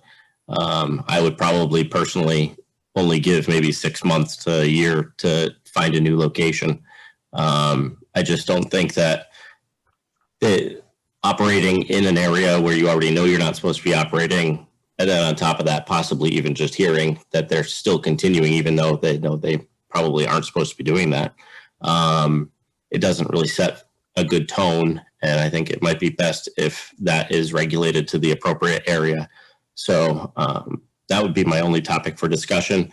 besides that, I think everything else was phrased well, and I am in favor of amending it to the new verbiage. So thank you. Inez? Thank you. Yeah, it's too bad this happened to the tenant. I agree. Just curious, I did not have a chance to look at the general statutes, but when we say license in the town, like, are we saying they have the proper permits with Farmington Valley Health Department? Or does that need to be added? Or am I confusing the two? So the regulations with the town is separate than Farmington Valley. The town requires an additional license for any adult-oriented establishment. So they will, in addition to their Farmington Valley Health, and in addition to their state license. Since we are tying this to the general statutes, and then we're saying additional license with the town, I did not see anywhere where it said Farmington Valley Health Department. It's not a big deal, but I wonder if we should add that to include that. That's all I have. Thank you. Thank you. Marcy? Yeah, so I have a question if sort of things go in the opposite direction, if a school or a daycare opens within the perimeter of where there is a tattoo parlor or a liquor store for that matter, are they then required to move out over the next 2 years? Or how does that work if it kind of goes in the other direction? No, they would be, Just be notified. they would be grandfathered in as an existing use at that particular point in time. So if it does become a little bit of a chicken and the egg, and we've got to know who came first, but say a tattoo parlor established themselves at a location, and then 5 years later, within, is it 500 or 750 feet, a daycare or Montessori type school, any type school goes in, they'd be grandfathered or existing probably termed existing non-conforming, moving ahead. But that would be, they would not be required to move. This provision, this 2-year provision, is solely to accommodate this existing location at 2 Spring Lane, should the commission choose that it's an appropriate accommodation. Okay, great. All right, thank you. That clarifies. Appreciate it. No. Scott? Yeah, nothing in addition to what other commissioners mentioned. Thank you. John? My question has to do with the performing of tattoo services out of a residence. Am I understanding this correctly, that that would not be allowed as a home-based service that you could provide? Correct. You have a 250-foot buffer from any residential district that would prohibit the opening of a tattoo studio. So performing tattoo services out of a household would be considered to be a tattoo salon.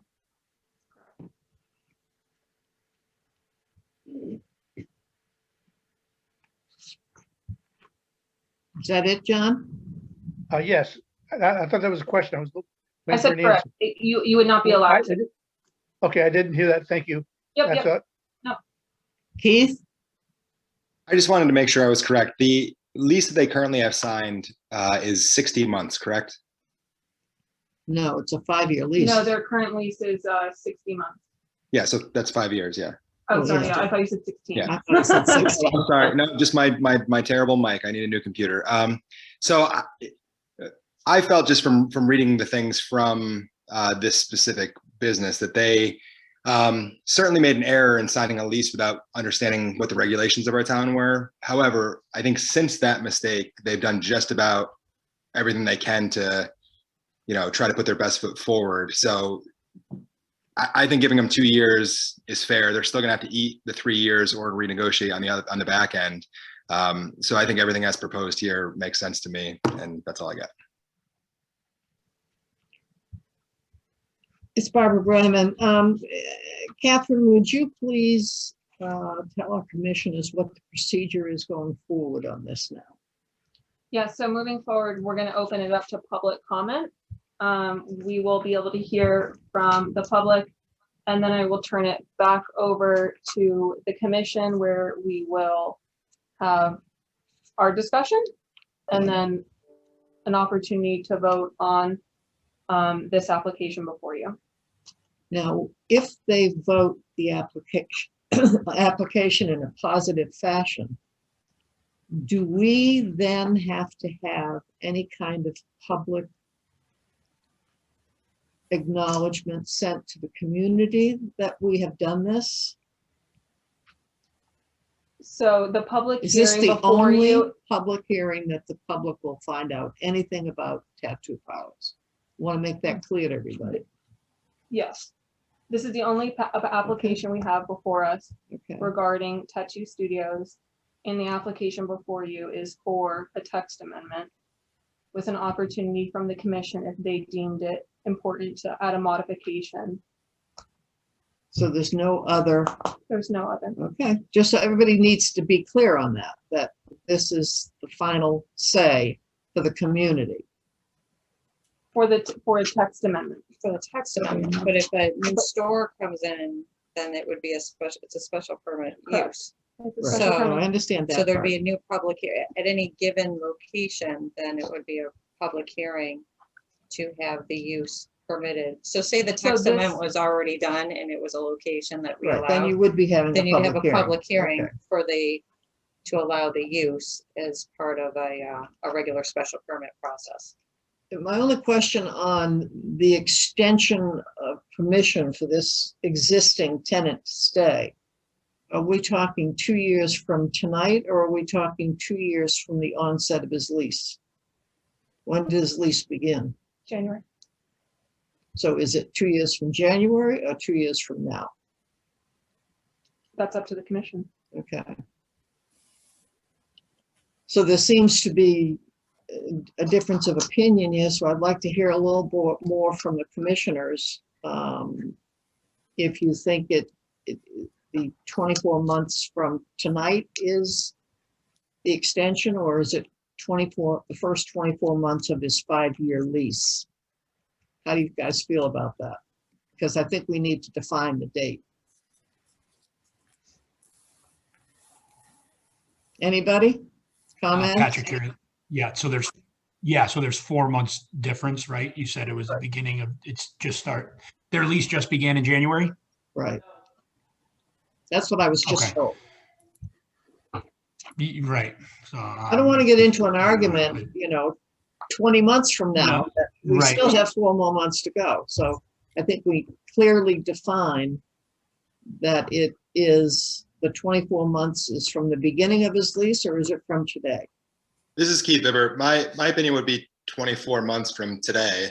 They've been sort of in this entanglement for 4 months with, not really an ability to do business, whether they have been or haven't been. They have been doing business, though. There are people Okay. that have told us they've been there, so.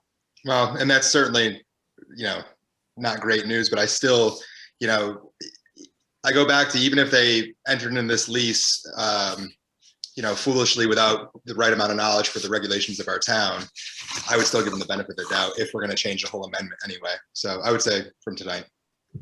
Anybody else with a comment? I have a question. This is Matt Pogson.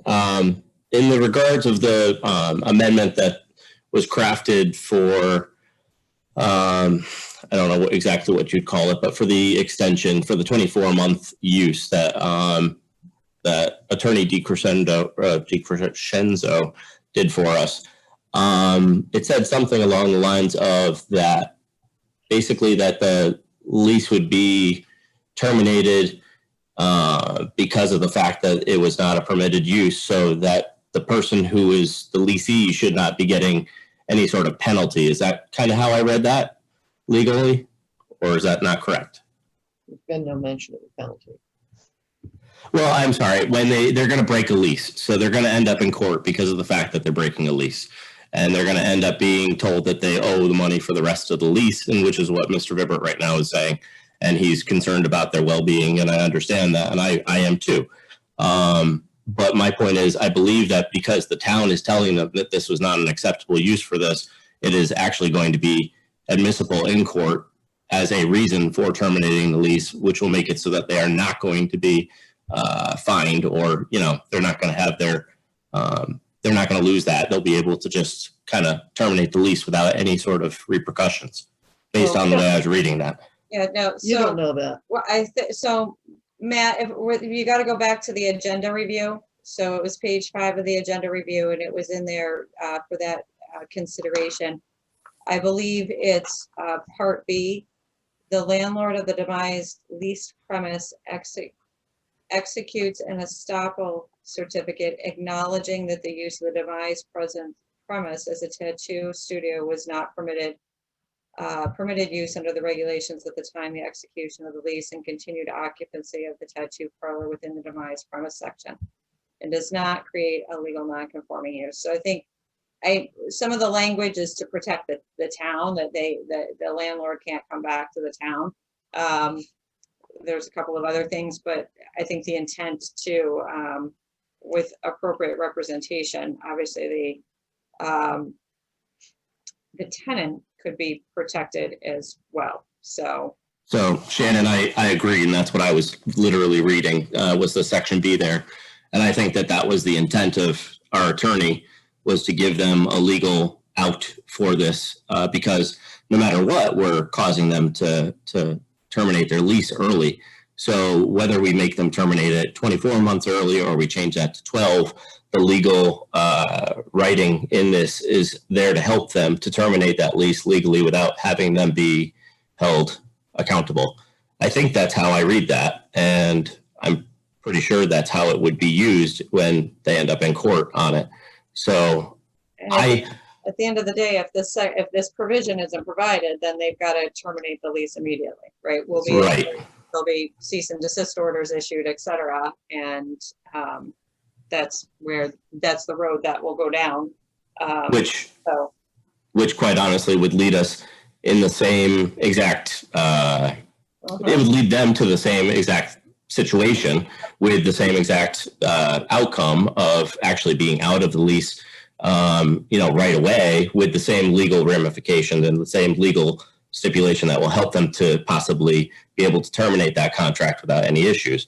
But my point to that is, I personally don't think that we should just terminate it, because they have to find a place to go. They need to be able to reestablish their business. I don't want to see a business get hurt. But at the same time, elongating that period of time, to me, seems as if we're allowing a non-conforming use. I don't want to see any precedents there's no precedent that's going to get set from it, but I don't want people to get the wrong idea. So I personally, I would say terminate it sooner, but based off of the discussion and what Barbara was just saying about the 4 months versus 24 months, and Keith's 20 wants to see the 24 months, honestly, I'm fine with it saying 20 months, so that kind of meets in the middle for me personally. So if we say the 4 months that have happened since January are when we started this, that if that's when we want to set the date, I'm pretty good with that. Otherwise, personally, I'd go even further back than that. So December 31st, 2022. Correct. So 20 months from the accepted text amendment date. Any other comments? This is Ines St. James. Just a question about enforcement. So I know we've kind of all talked about this, but like, what happens? Like, does the town check to make sure there's steps being taken when the 20 months or whatever we decide hits, since we know we're allowing this? It's up to the owner of the shop to do what he's instructed to do by the town. His shop is in violation of our regulations, and we're accommodating him in a kindly fashion if we give him an additional 20 months to find a new location. So I'm not sure it's staff position that they have to be checking on him to find out if he's found a new location. It's his job to do it.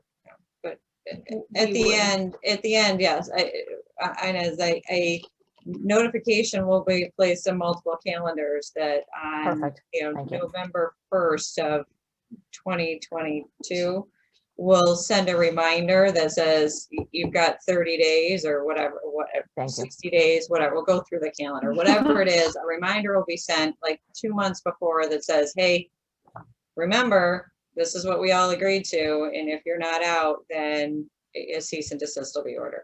Thank you. I appreciate it. That's where I was heading. There's some type of reminder.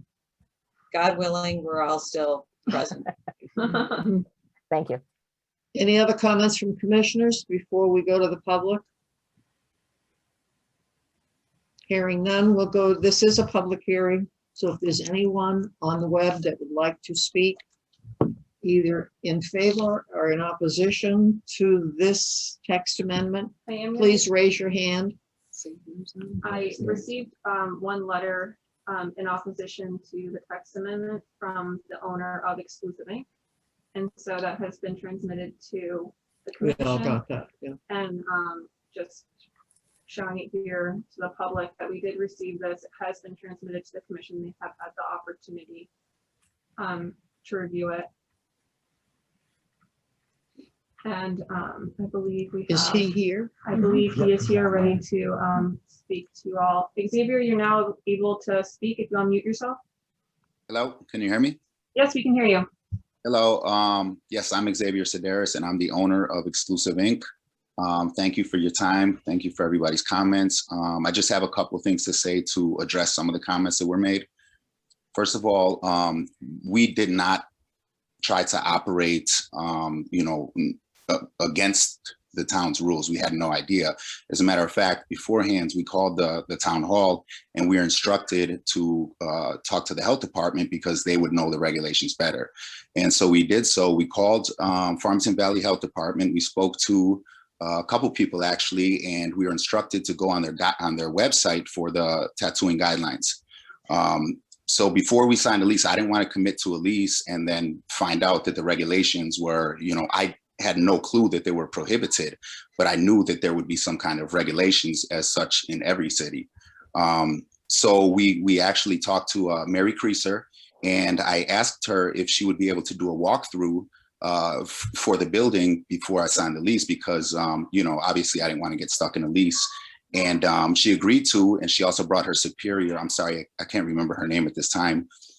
They came in, they did a walkthrough, they asked many questions. After they were finished, they agreed that it was suitable for a tattoo studio. That's when I signed the lease for 60 months. And we were also instructed before we were to open to public, we were to file an application online to pay the application fee of $150 and then also have them do another inspection. So they came, we did that. They came through on, I believe, December 30th, if I'm not mistaken. They did a thorough inspection. They asked many questions. They had us submit our guidelines for COVID. And then they gave us a permit to operate. And it was only about a month later that we found out that we got a letter from the landowner saying, and he forwarded the email saying that Farmington was a restricted area for tattooing.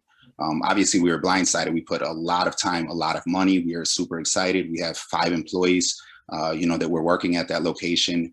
And I can assure you, we contacted the lawyer and we were instructed based on his advice, based on our understanding that it was prohibited and we wanted to, move forth in the right direction. We did absolutely close down. We moved our employees to some others from 2 of our other locations. And if there was anybody seeing anyone going in and out of the shop with tattoos, that was either me or my wife. We've been communicating with the city to try to get this regulation overturned. There's many different things that we're, kind of opposed to as far as the classification of, adult entertainment. But we do definitely appreciate and respect your decision, no matter what it is.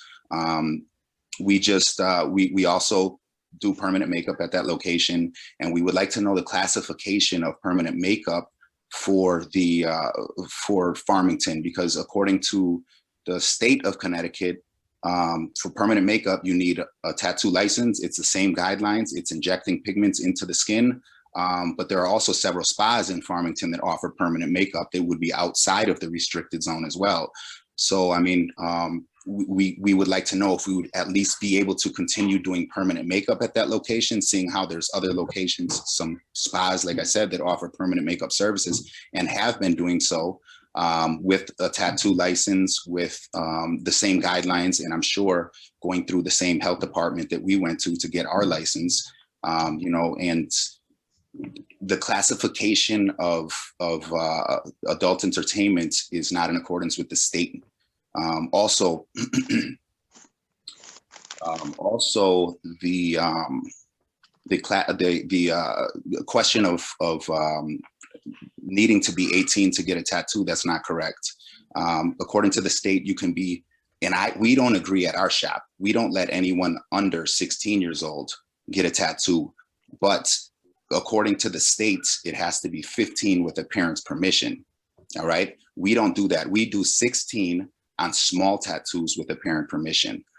You know, that's according to the state guidelines. That's in the state codes. You know, so I'm not sure where the 18 came in effect, but you know, there's several different issues. I wrote that letter. It's very long and detailed. I know that you guys have been going on for a long time, so I don't want to bore you guys with all the details, but there are a couple things that I just wanted to clarify.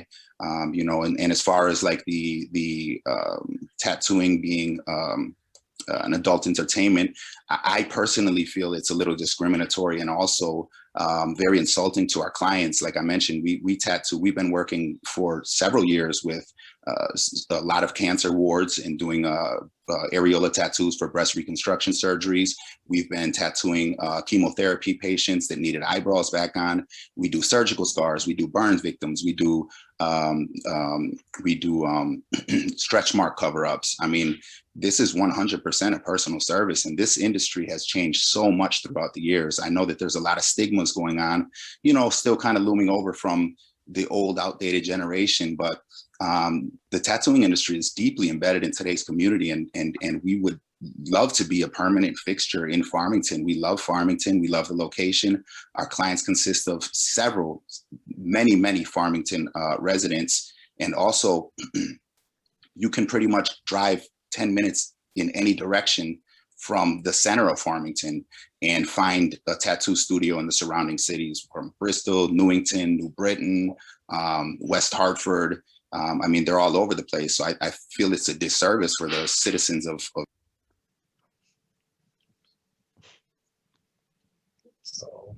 Xavier, we seem to have lost your audio. There we go. Xavier?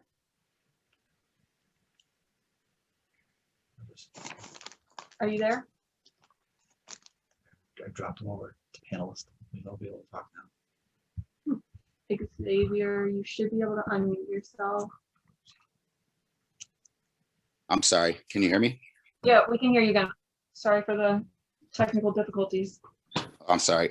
Yeah, so I was saying that we have plenty of clients from the city of Farmington, and that was one of our decisions to open up in that area. We have 2 other shops, like I said. I mean, we follow all the regulations, all the guidelines. We've been a positive fixture in each one of our other cities. And we find it's a disservice for the citizens of Farmington to have to cross city lines. I mean, you can go 10 minutes in any other direction and find a tattoo studio in any surrounding city: West Hartford, New Britain, Newington, Bristol, Southington. I just think that, you know, it would be a great positive thing for the city of Farmington moving forward to, you know, kind of get rid of those old and outdated regulations, which I believe, from what I understand, that regulation was put in place in Farmington in 1982. If I'm correct. And, you know, there's so much has been changed since then. The regulations, there's been so many regulations set forth by state and local legislators, the hours, the training that we need. I mean, we're pretty close to the medical field in that department. We get random inspections. We have, you know, we conduct business in a professional manner. And we appreciate, like I said, the extension if possible. But we would also, you know, like to be considered to be classified in the future as a personal service, which is the classification for the tattooing industry in the state of Connecticut and pretty much every other city. I don't know if anyone has any questions. I'll be happy to answer any questions. I can't think of anything else that I needed to cover based off of what was said already. Thank you for your comment. We're going to continue to move through other public comments. If I see we have Bruce, you should be able to unmute yourself.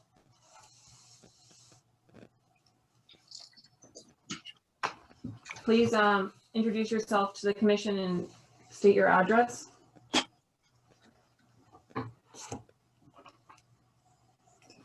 Bruce?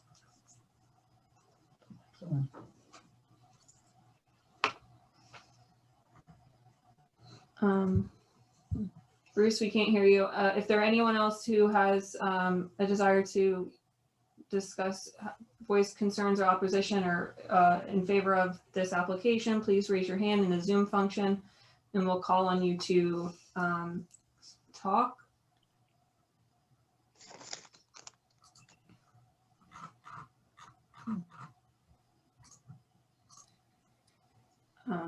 Bruce, I'll give you one more opportunity to talk. I think you might be having.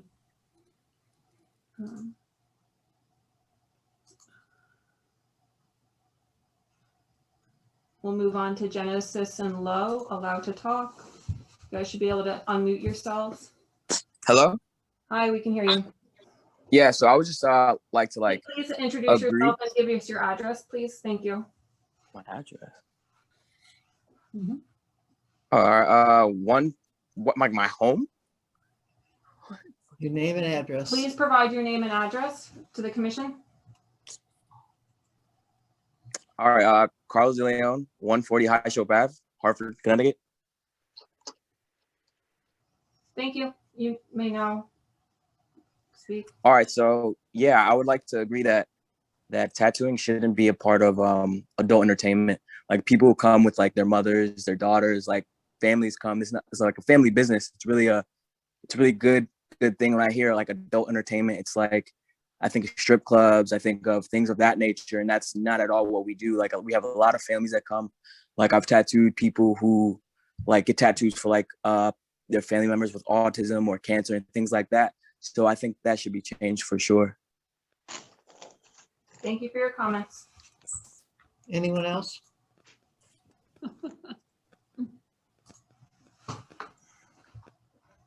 Do we have anyone else who wishes to speak? Please raise your hand in the Zoom function. Bruce is still trying. I don't see any other hands raised. Thank you. We'll go back to the commissioners. Any additional comments? Patrick?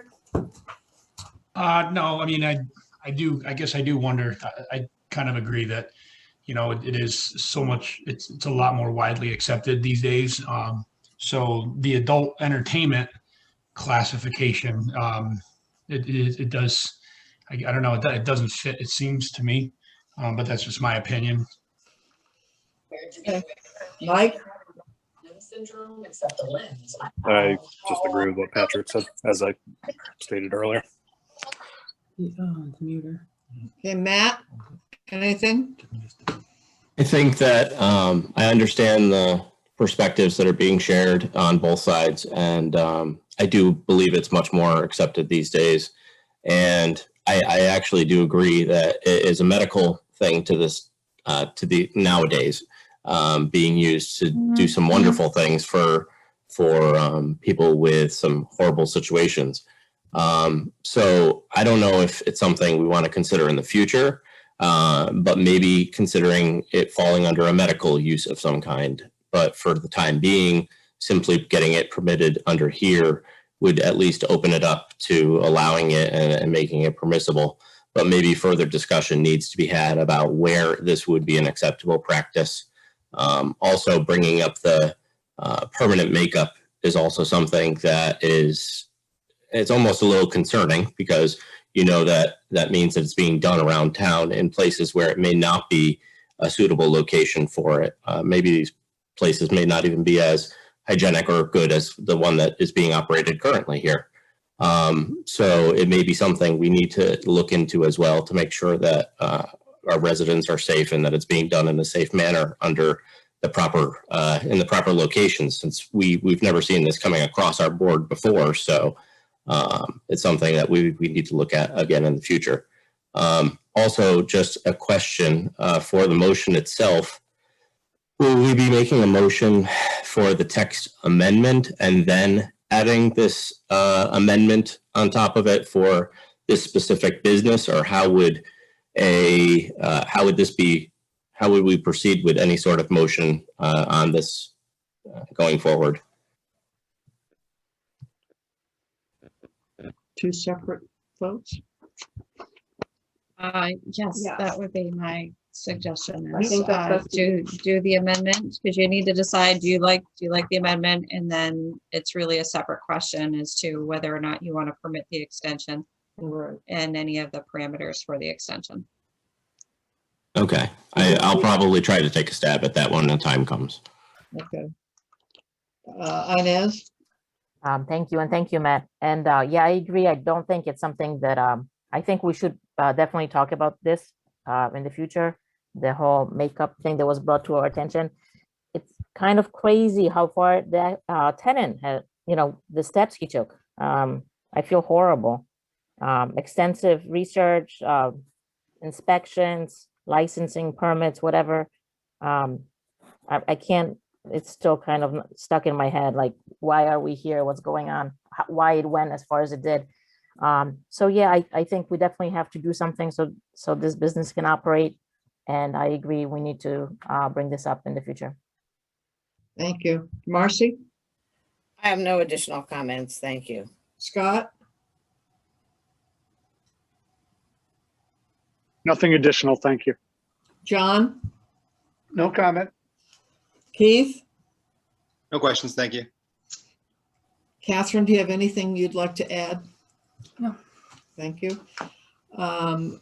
There is no additional comment, so I'm going to close this public hearing and we'll go directly to a vote. We probably are best suited by having two votes, one on the text amendment itself as presented, get that settled one way or the other, and then we need a motion to permit the existing tenant at 2 Spring Lane to continue operation for a specific stated period of time. So let's go first for a motion and a second for the application for text amendment. This is Matt Pogson, and I move to approve the text amendment to the prohibited use in adult-oriented businesses zoning regulations to include tattoo studios. Oh, shit. As presented. As Is that presented. right? Okay. As presented. May I have a second, please? Ines St. James, second. There is a motion and a second. All in favor? Aye. Aye. Opposed? Abstention? Motion carries unanimously. All right, now what we need is a motion and a second to extend the occupancy of the tenant at 2 Spring Lane with a second, and be specific about your condition. Okay, this is Matt Pogson, and I make a motion to, how do I want to state it? To add a provision to the text amendment. Do you want me to read it directly, that states, and then read that whole statement again? Well, Or you just, okay. can, because that's what we were going to add in, Matt, or you can simply reference that you are going to include everything that was in the agenda review. I like that one. And then make, if you wanted to modify any of it, then you can, or clarify any part of it. Okay. I'm going to make a motion to add the provision to the text amendment with everything that is included on page 5 of our agenda review. And under the circumstances, with hearing from the applicant, I'm inclined to say 24 months from today. Ines St. James, second. All in favor? Aye. Aye. All opposed? Abstention? Motion carries.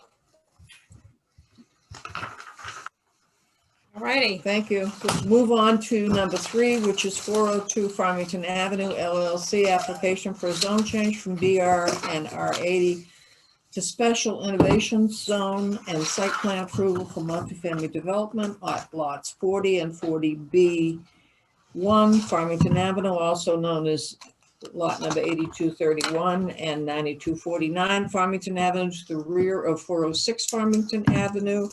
This is the continuance of a hearing that was opened on January 25th, 2021. All right, everybody.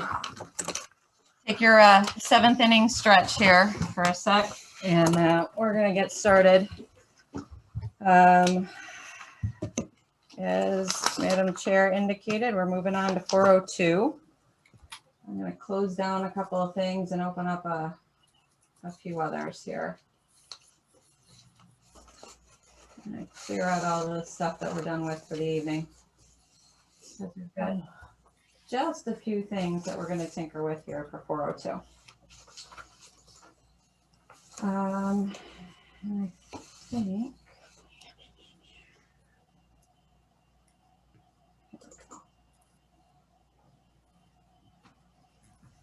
I'm going to put that up just so that it's there in the background. So for folks that have called in, there was as part of the process for this evening, there is an online procedure that was posted, but for those of the public that perhaps aren't aware, there's a couple of things, administrative things. We are going to tend to start the discussion this evening, and then we will be hearing from the applicant, and then there will be a opportunity for public comments, but we're probably anywhere from a half hour to 45 minutes away from engaging in any type of active public comment. So I just wanted to make folks aware.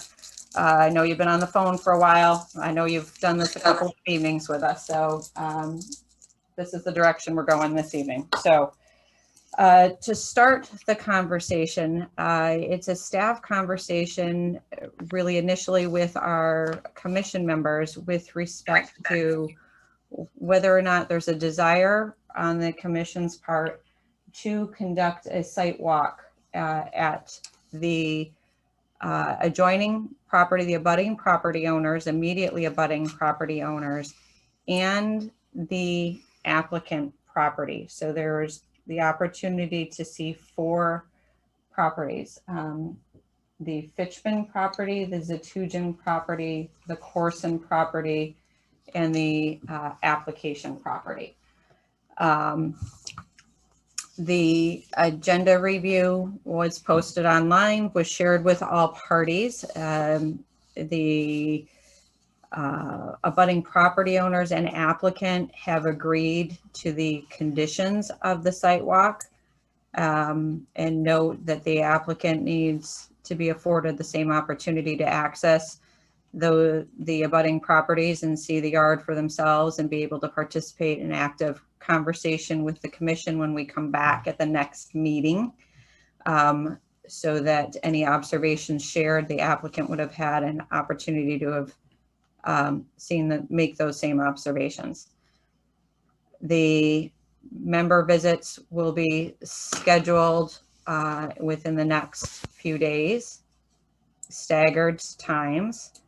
Town staff will be present in order to ensure that the compliance with site walk requirements are adhered to, and to be present for the sole purpose of orientation, north, south, east, west, that type of thing, to make sure folks understand where they are. And it's very clear that any commission members going to these properties or for their sole purpose of making personal observations, and there are no discussions. And there was also some suggested timeframes, and given the current weather forecast, I'd throw in perhaps Wednesday evening. It looks like I think we've got weather on Thursday and Friday. And now Wednesday too. So whatever, we're gonna just deal with weather, whatever we deal with this week. But so that's really open now for the commission to discuss. And I've been back and forth with Attorney DiCrescenzo regarding this. He felt strongly that the decision as to whether or not to hold a site walk, that decision rested with the commission. That did not rest at the staff level as to whether or not to hold a site walk. But he also, at the same time, notes you're not obligated. So you can feel that it's a benefit to hold a site walk, but then not personally wish to partake in it. You are not obligated to partake in the site walk. So I think that's an important distinction, and he's recommending that there's a discussion with the commission followed by a consensus as to whether or not you generally think a site walk is a good idea. And we then can get that scheduled. As I mentioned, the property owners and applicant had already seen the conditions and agreed to it, which allowed it to come before you. So with that, I think we can hand it over to the commission to see what folks have to say. Have the homeowners agreed to allow the applicant on the site walk? Yes. At any time that another commissioner is there? At the time that we are already conducting the site walks. The other thing to consider is we also have a town-wide referendum going on Thursday. Yes. So. Well, then people will already be out, and there's no reason not to stop at their local voting poll on their way home. Okay, commissioners, it's up to us to decide whether you think it's appropriate. We'll start with Patrick. Yeah, so I've personally visited the site probably 25, 30 different times. And because of the work I do, I understand the print very well. And when I go, I understand it. But with that said, I mean, I can see how it could benefit. It would be also, I guess, probably nice to see some faces live as well. Now that we're doing this whole Zoom thing. So, I mean, if it was held, I would definitely go. Even though I don't think I need to myself, I would still go. Mike? Yeah, I haven't gone up there. I tend not to go on private roads, and would feel comfortable This is a site review of the property owners, not the applicant's site. Does everybody understand that? Yes. Yeah, I understand. Property Prowling Pond's a private road, so I just haven't gone up Prowling Pond. Okay. So I'd feel fine doing a site visit with town staff. Matt? I think I have a pretty good understanding of the layout and the topography and where everything is landing.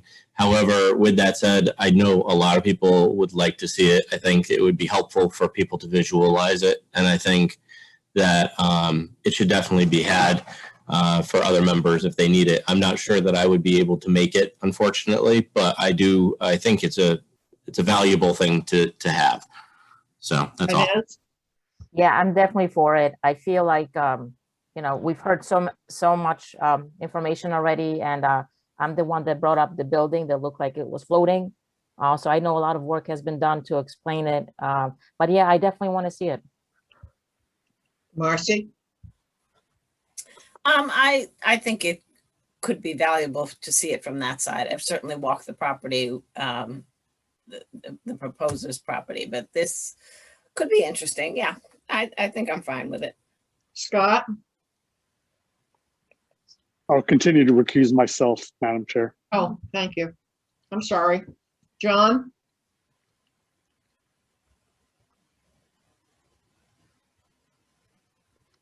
John, we can't hear you if you're speaking. Oh, sorry, I meant to get it off mute. What I was saying was that I've been up this area, and so I know the area. I think it would be valuable to schedule these sessions, and I would participate if my schedule permits it. Okay, thank you, Keith. I have the exact same response as John. Okay, I think there's an obvious consensus, so staff should start the journey of scheduling and with the homeowners and with the applicant and with the commission members.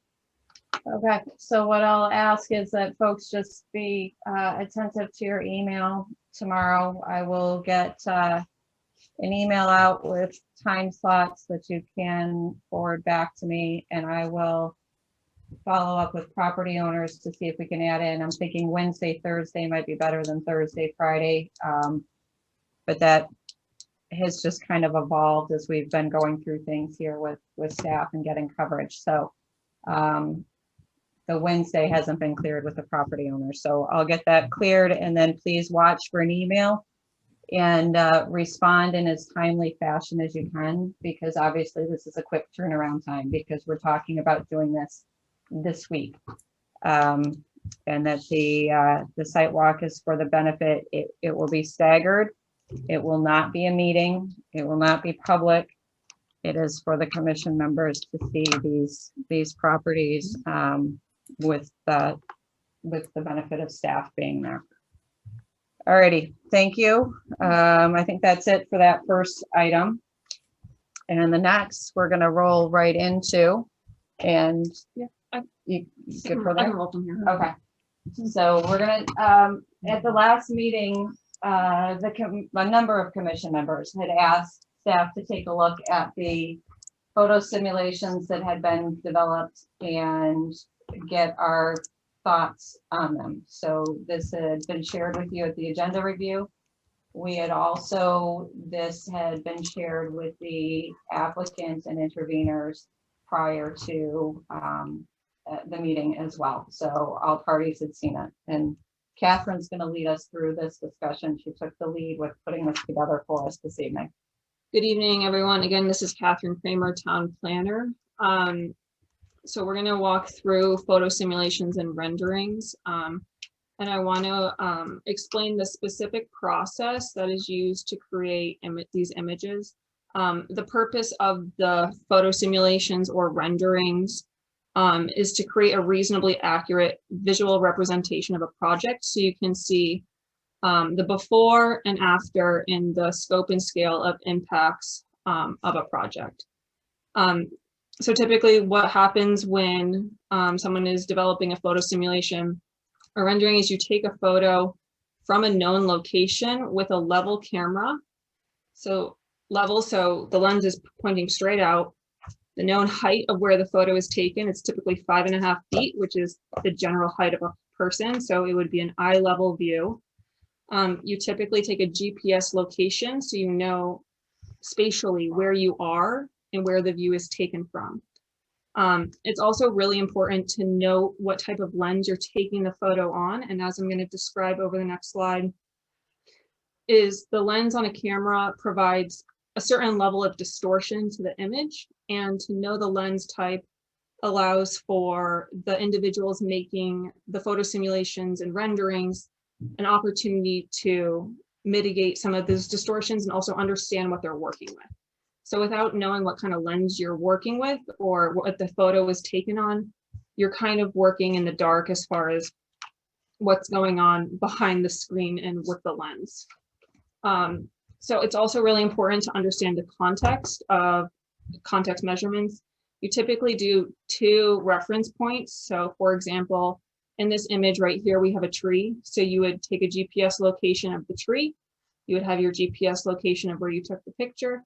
So you could spatially locate how far those are from you. And then with a rangefinder, you could take the height of the tree. And so you know how tall that tree is, how far it's from you. And you can orient yourself in a 3D plane of where that tree is. And then from there, you're able to extrapolate the distance from you to the distance to, you can barely see it in here, but this is I think it's a power station behind. It's an example that I found. So you would know how far you are from the power station and here. So again, you could do figure out the height of the power station from here with math.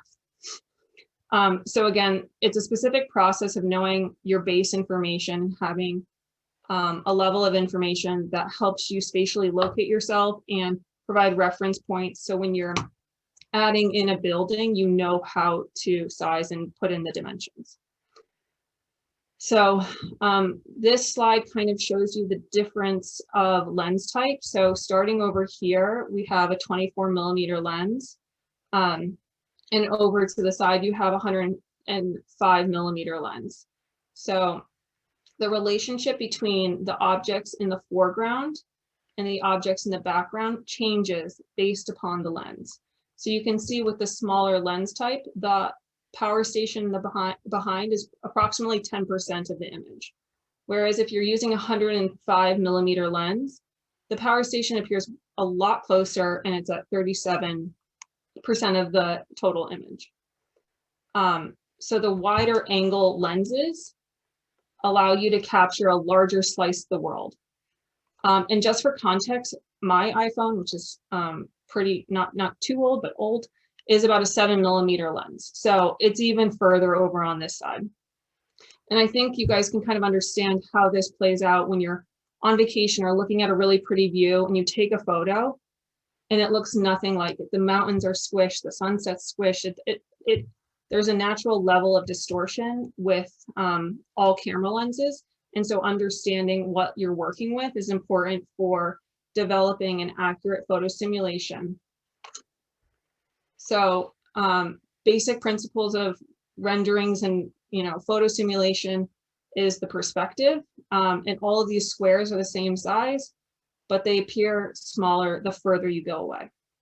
So having the reference points is really critical for understanding where your perspective is. So the same tree at 20 feet tall, the further away, it looks smaller, but it's actually the same size.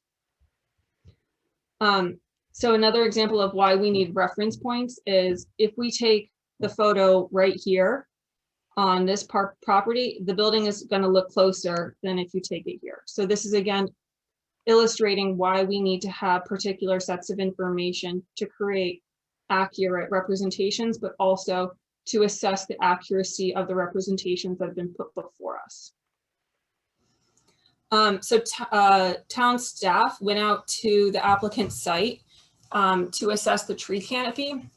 So we wanted to be able to compare what is being proposed in the photo simulations and renderings to what is actually on the site.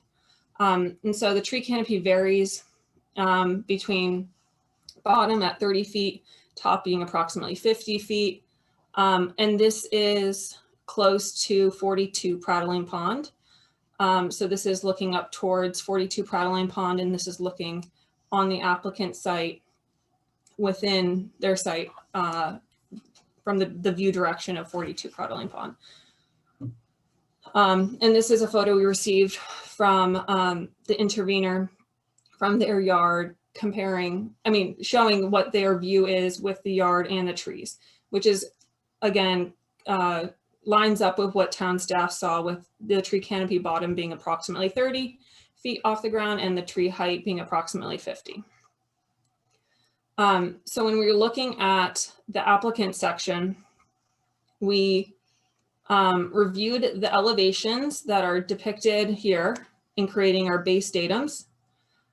We confirmed that those are true. We confirmed the height, the location of 42 Prattling Pond home and the distance to the proposed building. We found a few inaccuracies, one being that the garage is slightly larger than what is proposed on this section, and that the proposed landscaping buffer is slightly shorter than what is being depicted here. And then again, based upon town staff review of the tree canopy in the existing woods, that buffer, the majority of the branches and leaves would be actually up here rather than down here. So again, this is the comparison of the applicant's view and rendering from 42 Prattling Pond and the homeowner's photo that they shared with the town. So you can see that they keep the same shape to the yard, and it's not too dissimilar with the amount of dense trees and the size of trees. So again, town staff, we reviewed this rendering and evaluated it based upon known datums. And like I said in the beginning, we are missing some information like the location of where the image is taken, reference items, the type of camera lens, and the elevation of where the photo is taken. But what we do know is that the yard elevation is approximately 405 feet and the building elevation is 433. So this leaves a distance between 28 feet between the yard and the top of the building. And we have a proposed 14-foot landscape buffer. And that approximately cuts through half of this 28-foot distance. But also it's important to remember we're going back in perspective. So the 28 feet here would be smaller than here. So based upon our review, this applicant perspective is reasonably accurate. However, we are missing particular information that would be necessary to evaluate it with an immense amount of rigor. So moving on to the intervener's perspective. Again, we're missing some of the base information of where this photo was taken, the elevation, the camera lens. But what we do know is that the yard elevation, these are the same things that we assessed the applicant's perspective on. The yard elevation is approximately 405 and the building FEE is 388.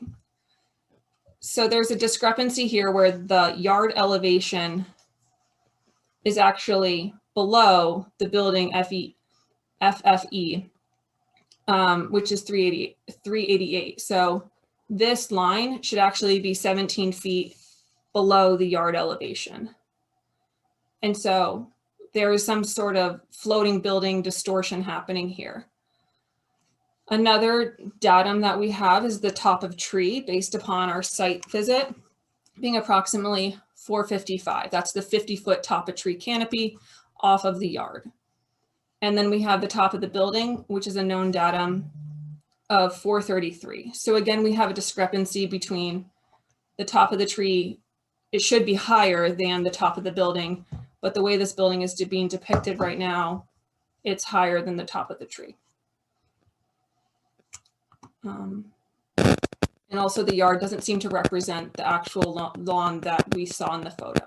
So, and again, the scale of the building and the width of it, we can't really determine because we don't know the lens type, but it does seem to be warped in that regard. Moving on to 52 Prattling Pond, the tree canopy was around the same. The height was about 50 and the bottom was about 30. So moving on to the applicant section, we again confirmed elevations that make up the base datum. We confirmed the location of 52 and the distance to the proposed building. Again, the garage is slightly taller and the tree canopy is slightly above what is depicted here. So moving on to the applicant's perspective, we again used the known yard datum of 405 and the top of the building being 433, which provides a 28 buffer and a 14-foot landscape buffer. Again, it prospectively appears proportional, and the photo being closer to the building provides less of an opportunity for distortion because, again, the building is in your foreground. Moving on to the intervener perspective, we again use the known lawn datum and the FEE. We had the same problem with the lawn datum being below the base of the first floor elevation. So this is 405, this is 388. With a perspective and the known information that we have, the first floor should be below the lawn elevation. And just another point of datum is we have the landscape buffer here, which at this point in time was proposed to be 8 feet tall. It has since been increased, but at this point in time when the intervener developed this, it was 8 feet. The car behind it, which is larger than the tree, is 5 feet tall. So again, we have a 5 foot tall car being larger than the 8 foot tall buffer, which is in the foreground. So the buffer in the foreground should be in fact larger. So again, it seems like an inaccurate perspective and an inaccurate depiction of the proposed screening. So in conclusion, there's a lot of reference points and information needed to develop a lot of confidence in these images. We are missing a lot, and there are some inconsistencies with each of the photo simulations and renderings. I also want to say that we assessed Trinkus's sections and didn't include them in the presentation, but they are reasonably accurate based on the, again, known datums. But again, they did omit the landscaping buffer on both, but there are no major inconsistency on the Trinkus's sections. So I'm happy to answer questions from the commission on the information that we've pulled together here. Patrick, I mean, this commissioners understand we as a board asked for this to be done. You could be questioning why such an effort took place, and it was because we as commissioners felt it was important that we had a true perspective. I thank the staff for doing the work they did. Now I would like to hear comments or questions to the staff from the commissioners. Patrick? No, thank you for doing that. No questions. It's pretty clear. Thank you.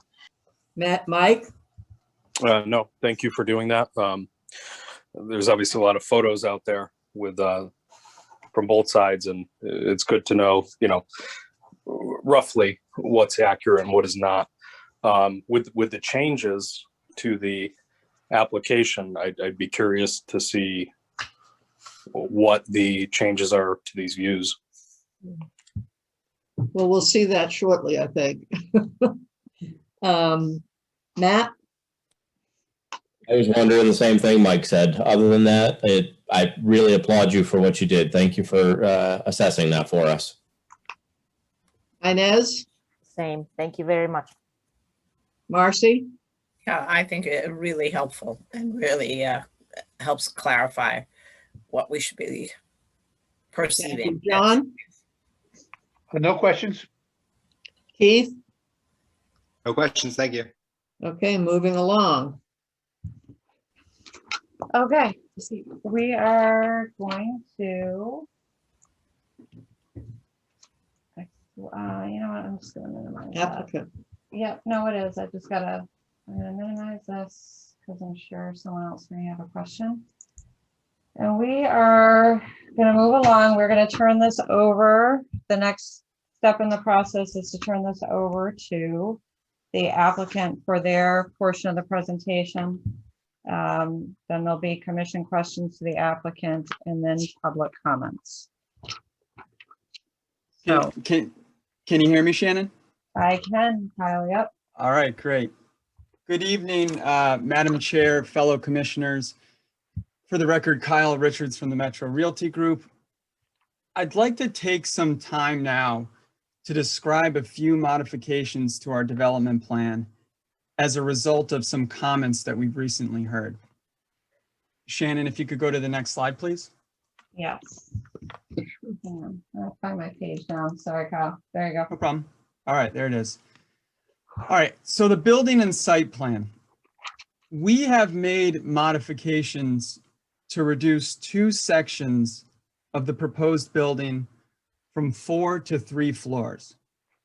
The lowered sections shown in beige on the plan in front of you are those which are oriented towards the homes at 42 and 52 Prattling Pond.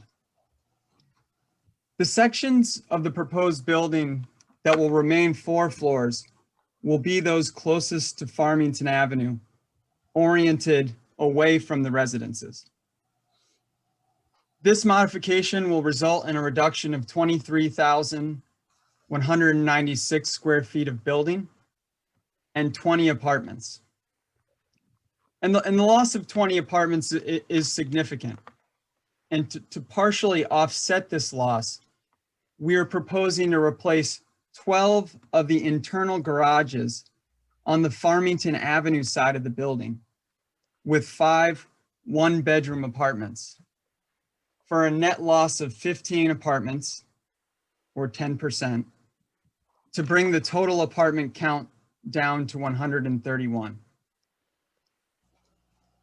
Last meeting, we received a question from the commission as to whether there was any way we could move the building closer to Farmington Avenue.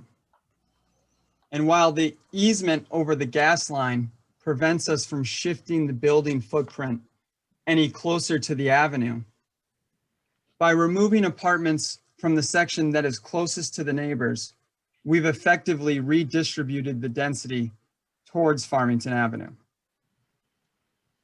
The revised zoning data table shows a density of 9.3 acres per unit. But if you consider the 4.64 acres, which was part of the original acquisition and gifted to the land trust, the true density is 7 units per acre. Shannon, could you go to the next slide, please?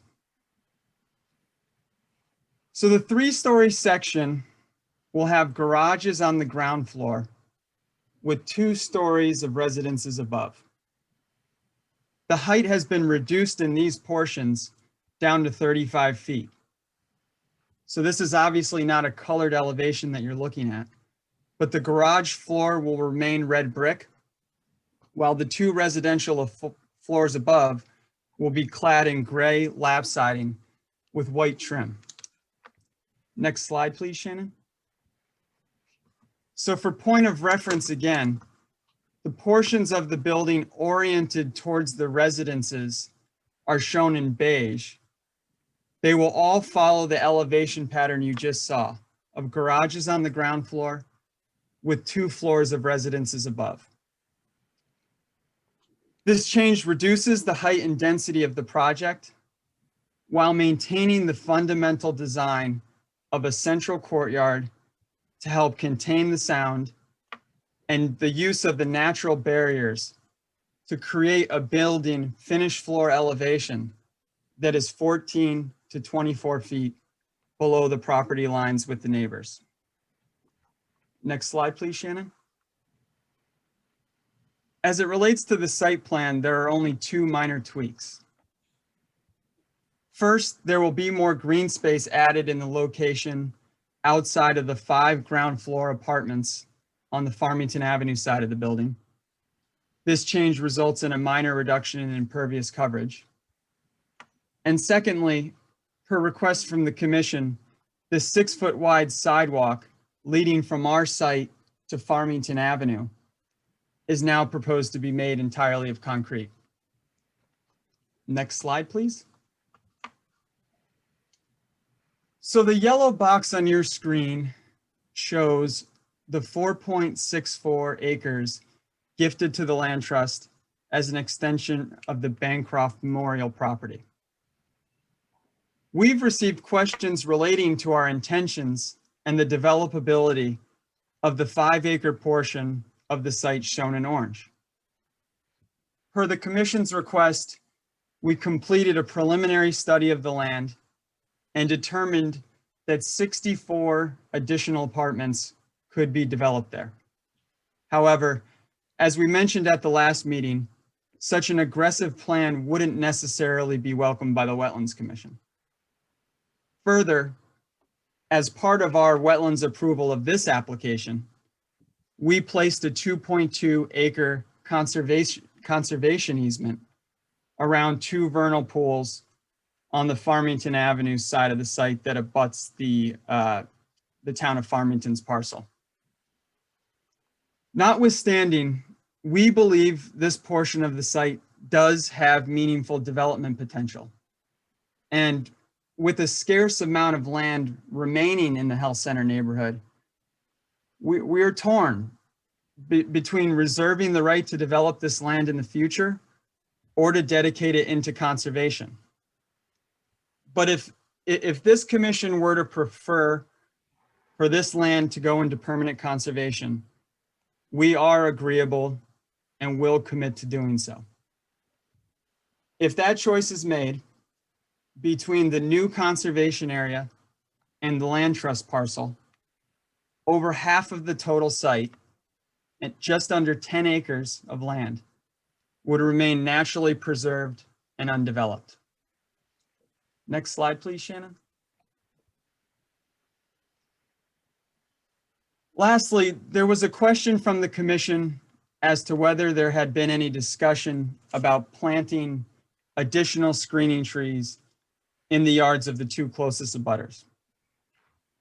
While there has been no such substantive discussions, we are agreeable to providing additional 14-foot tall evergreen trees with installation for the benefit of 42 and 52 Prattling Pond.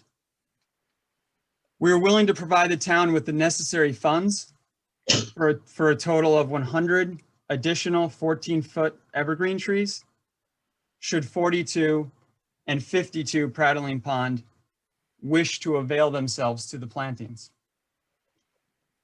To be clear, we believe strongly in the effectiveness of the already substantially enhanced landscape buffer on the subject property of 14-foot tall evergreen trees and the addition of the 6-foot tall privacy fence. Nonetheless, should this commission see the benefit, we will commit to providing funds for such off-site screening. And finally, then I'll pause, but under normal circumstances, landscaping is often the final item completed in the project schedule, just before CO. In this instance, we would agree to plant the buffer trees and to be determined off-site plantings as early as practicable. This would allow for the landscape buffer to serve its function as an effective screen from the early outset of the development. So with that, I think I'll pause. We have our development team here. Anyone, including myself, would be pleased to hear any questions or comments at this point. Thank you. Thank you, Kyle. We'll go back now to commissioners for any questions that you might have of the applicant at this point. We've had some interesting conversation. If you have questions, this is the time to ask them. Patrick, anything? Yeah, Patrick Carrier. So 114-foot tall trees. And was there, did you guys like kind of plot that out at all, or is that, how did you come up with that number? Commissioner Carrier, it was, you know, obviously we haven't, it requires the coordination with the, you know, to see if the 42 and 52 Prattling Pond would wish to, you know, avail themselves to the trees. But given the size of the planting areas, we felt it was an adequate amount of trees. But again, it would require more study, but I think it's going to be more than adequate to screen the areas that would likely be, you know, between the homes and the view of the proposed building. But I mean, yeah. I'm sorry. Yeah, I mean, the numbers. It's, you know, 100 of anything is quite a bit, and 14-foot trees are big. So I could definitely understand that. That's it for me now. Thank you. Mike? Kyle, was the reduction to the 3 stories, was there any communication at all with 42 or 52? Or did you guys just do that on your own? No, there was no direct communication relating to the change. Okay, thank you. Matt? Honestly, at this time, I don't think that I have any questions. I appreciate everything that they're trying to do, and I think it makes a sizable difference in the application and makes it interesting and a lot more to consider. So thank you. Thank you. Inez? No questions. Marcy? I have a question on the slide that you have where you have the 3-story and then you have the 4-story. I'm curious if the land continues to go down with the 4-story so that is effectively the same height as the 3-story, or is it taller, and how much taller, given the land itself seems to slope downwards? Yeah, no, that's a good question. So the entire building, the 3- and 4-story portions of the building are at the same elevation, they start in the same place where they meet the earth. So the 3-story section of the building is just about 10 feet lower than the 4-story portion of the building. Okay. So, it doesn't continue to, the grade doesn't continue to slope downwards as you go to Farmington Avenue.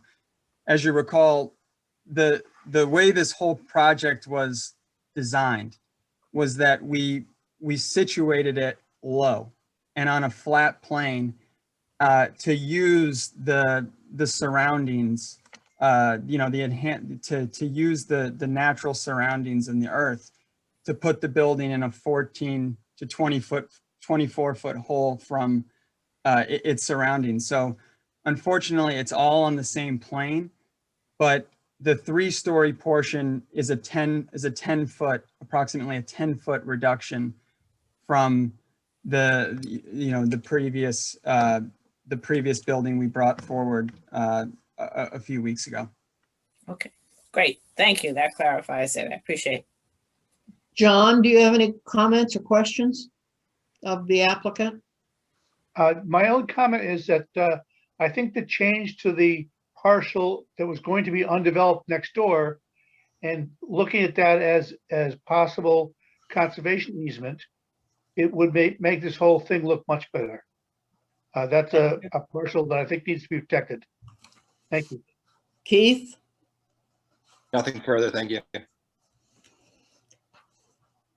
Considering, as I said before, this is a public hearing, we are at a point where if there are people on the web who would like to speak or comment on this application and the changes that have been brought to our attention tonight, please raise your hand. We will get to you, and identify yourself with your home address, please.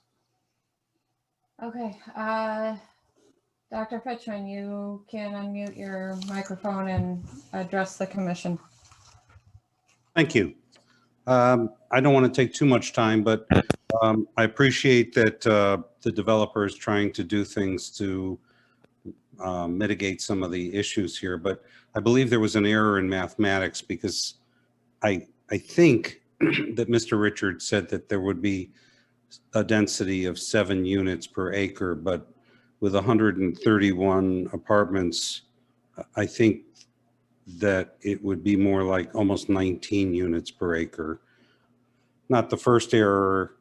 Mathematically, we were told that the density was going to be the same as Talcott Forest and Talcott Glen, but that was grossly in error also. So I go through this, and I want to say honestly, and I'm not trying to be sarcastic, I appreciated the fact that folks were asking when they were talking about the solar panels, about what would it look like from the neighbor's point of view? What would the sound be? Like the sound of 146 air conditioning compressors on top of a large apartment house. What would the sound be of that? What is the sight going to be from the neighbors here? I think if you apply those same standards here, this is in an entirely different ballpark.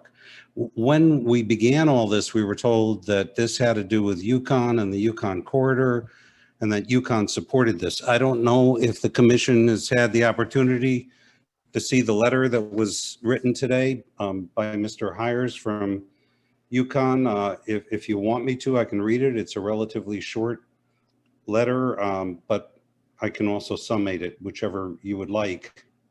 But essentially, I think it changes a little bit of the opinion of that. It essentially says that they were presented with the idea of apartments and they support that in general, but they really have, well, I can just read you the sentence that has to do with it. Yeah, Dr. Fishman, the letter came in after the meeting had already started, so it has not been forwarded to You may have anyone. seen it. Okay, well, it says that they're neutral regarding the specific location of the development and they defer to you guys. So, and then Carrier was a big supporter. It's a 2-hour and 19 walk to Carrier, 2 hours and 19-minute walk to Carrier. And my understanding, and I could be in error, is that Carrier has very little, if no employees in Farmington now. And if you look at how many people within the town community were opposed to this versus the 2 people I think that were in favor of it, and I called both of them, and actually when they understood what the dynamic of it, they're opposed to it also. I think there are very few, if any, people or anyone in town that really supports this. Now, I do support certain things about this. I myself am a physician, as I think most people know, and I've been involved in this in a long time. So I wonder, does Yukon actually need housing? Well, but if you're looking at a biotechnical corridor, yes, that makes sense. Loman's Plaza, we've talked about before. The developers own that. They evidently have different plans for it. They were approved for housing. The South Road area, commissioner said that they didn't want this building built there because the public would have to see it. Well, I fear my neighbors aren't going to be too happy about that. But here's an idea that I had. There is a mechanism for housing to be built actually on the Yukon campus. Now, as somebody that went to medical school, did an internship, did a residency, was a professor, that is attractive. If I was looking at a residency in New York or a residency in Vermont or a residency in Connecticut, and I knew that when I'm on my 48-hour shifts, I could just in 2 minutes walk back to my building, and that building would be occupied potentially by maybe even pharmacy students that drift down from stores for 6 months, by nursing students, by nurses, by residents, by interns, so that the milieu of that entire thing is actually part of a medical community. That would be extremely seductive. And I have testified before the state legislature many times in the past, and I would be happy to go hand in hand with this developer and try and see if something like that could be done. That, I think, would be absolutely a great idea. Another thing that could be done would be, and I've had our town planner, or not town planner, but town planning consultant, Patrick Pinnell, look at the area right next to the landfill, not actually on the landfill. It's town-owned land. If you go back in time, you'll find that I believe it was a mayor at the time in 1970 when it was closed, wanted to close it so that the land around it could be productive and could have value. If that land was used, the building would be much closer to Farmington Avenue, which I believe is where it belongs, away from the neighbors. And the bonus of that would be that the landfill actually could be capped, have asphalt put it on it, and we would then get back our commuter parking lot. And I think that the developer could donate the land to the land trust, get a tax break. The town could hopefully grant the land to them. The town would get the taxes. Yukon community would get and everyone else would get the apartments. We'd get a commuter lot, and the folks that live in these houses wouldn't have to look at this and hear the noise and everything. Now, you may think that I've got crazy ideas. I do have crazy ideas. A long time ago in 1991, I developed an idea for stopping injections during cataract surgery, which were done for 100 years. It took a while for me to convince people, like I'm trying to convince you guys tonight, but 100 to 200 million people throughout the world have benefited from that. It is by far the anesthetic that is used, I would say 90 to 95% of the time. I went to Poland when the Berlin Wall fell in 1991 and taught almost 50 ophthalmologists how to do modern cataract surgery. They bought the equipment. They did it, went to the Dominican Republic, did the same thing like that. So I have ideas, maybe they're a little weird, but I do honestly think we can get these folks to be able to build an apartment house, but it doesn't necessarily need to be in the backyards of people, because I'm talking to you folks and you know, you don't understand what I do for a living. I don't understand zoning intricacies. I don't understand development, but we all understand certain things in life. We understand our families. We understand our homes. We understand how sacred that is to us. We understand that true happiness, if you were to chart where are the moments that you've had really, really deep happiness, probably most of the time it's in your home. I mean, today I was watching my grandkids jumping on the trampoline in the backyard. They live next door to me. My wife in the agility field. Those are the things that unfortunately are going to be affected. I know that the developer said it's just 5 homes, but those are 5 families. Those are 5 families. And I think, I hope that each one of you on the commission can understand how serious this is to all of us, because it would be serious to you. And whether you have a meager home or a mansion or whoever you are, that time that you spend with your family in those places, it's sacred time. And so I would just say to you that an awful lot of people in central Connecticut know about this because all my patients are talking about it. I think they've seen it on the news and stuff. I don't want Farmington to have a reputation as a place that puts development above the individual rights of homeowners. I think we can do both. I think we can do it in the area next to the landfill. I think it could be done up on Munson Road, which actually is literally adjacent to Yukon property. And I think we could do it in Loman's Plaza. I think there are other alternatives. And I do think those are better ideas. And I think each individual in our society is important. And just 5 families, well, that's a lot. That's an awful lot. It's certainly a lot for me because 2 of those families are my families. So I thank you for your kind attention. I'm going to read you something very silly, and then you can stop listening to me. And it's a paraphrase of a song. Don't it always seem to go that you don't know what you got till it's gone? They take paradise and build an apartment house. They don't give a dang about you, your kids, or your spouse. Late last night, I heard a car door slam. There was a radio blaring. I think it was 2 a.m. I tossed and turned the rest of the night, kept awake by the glare of the parking lot lights. Thank you, folks. Could I jump in after Dr. Fitchman? Yes. Patrick Pinnell. I can very briefly describe the location that he was mentioning adjacent to the landfill. Yes, you may. All right, if you, I'm going to share my screen. No, you're not. We don't Okay. share screens, Well, so. then I will just tell you that the we have graphics which some of you may have seen. There was a flyer that went out that lands the to scale 146 unit apartment house on the Farmington owned property immediately adjacent to the landfill. It fits. It fits. You could put that there, reorient the entry if need be, but that is a plausible alternative to the proposed site. To repeat what Dr. Fitchman said, it would enable Metro to get tax breaks by donating the undeveloped land, not only the 5 acres noted on their graphic, but the property adjacent to the single family houses, and get a tax break. And in addition, the town of Farmington would return land to the tax rolls. That's all I have to say. Please look at the graphic. Okay. More Is public there comment? Anyone else from the public that wishes to speak regarding this application? You can raise your hand using the Zoom function. And yes, Mr. Trinkus, you should be able to unmute yourself. And if you want either of your, I know there were letters that were submitted through Mr. Corson. I'm happy to pull those up if you'd like them.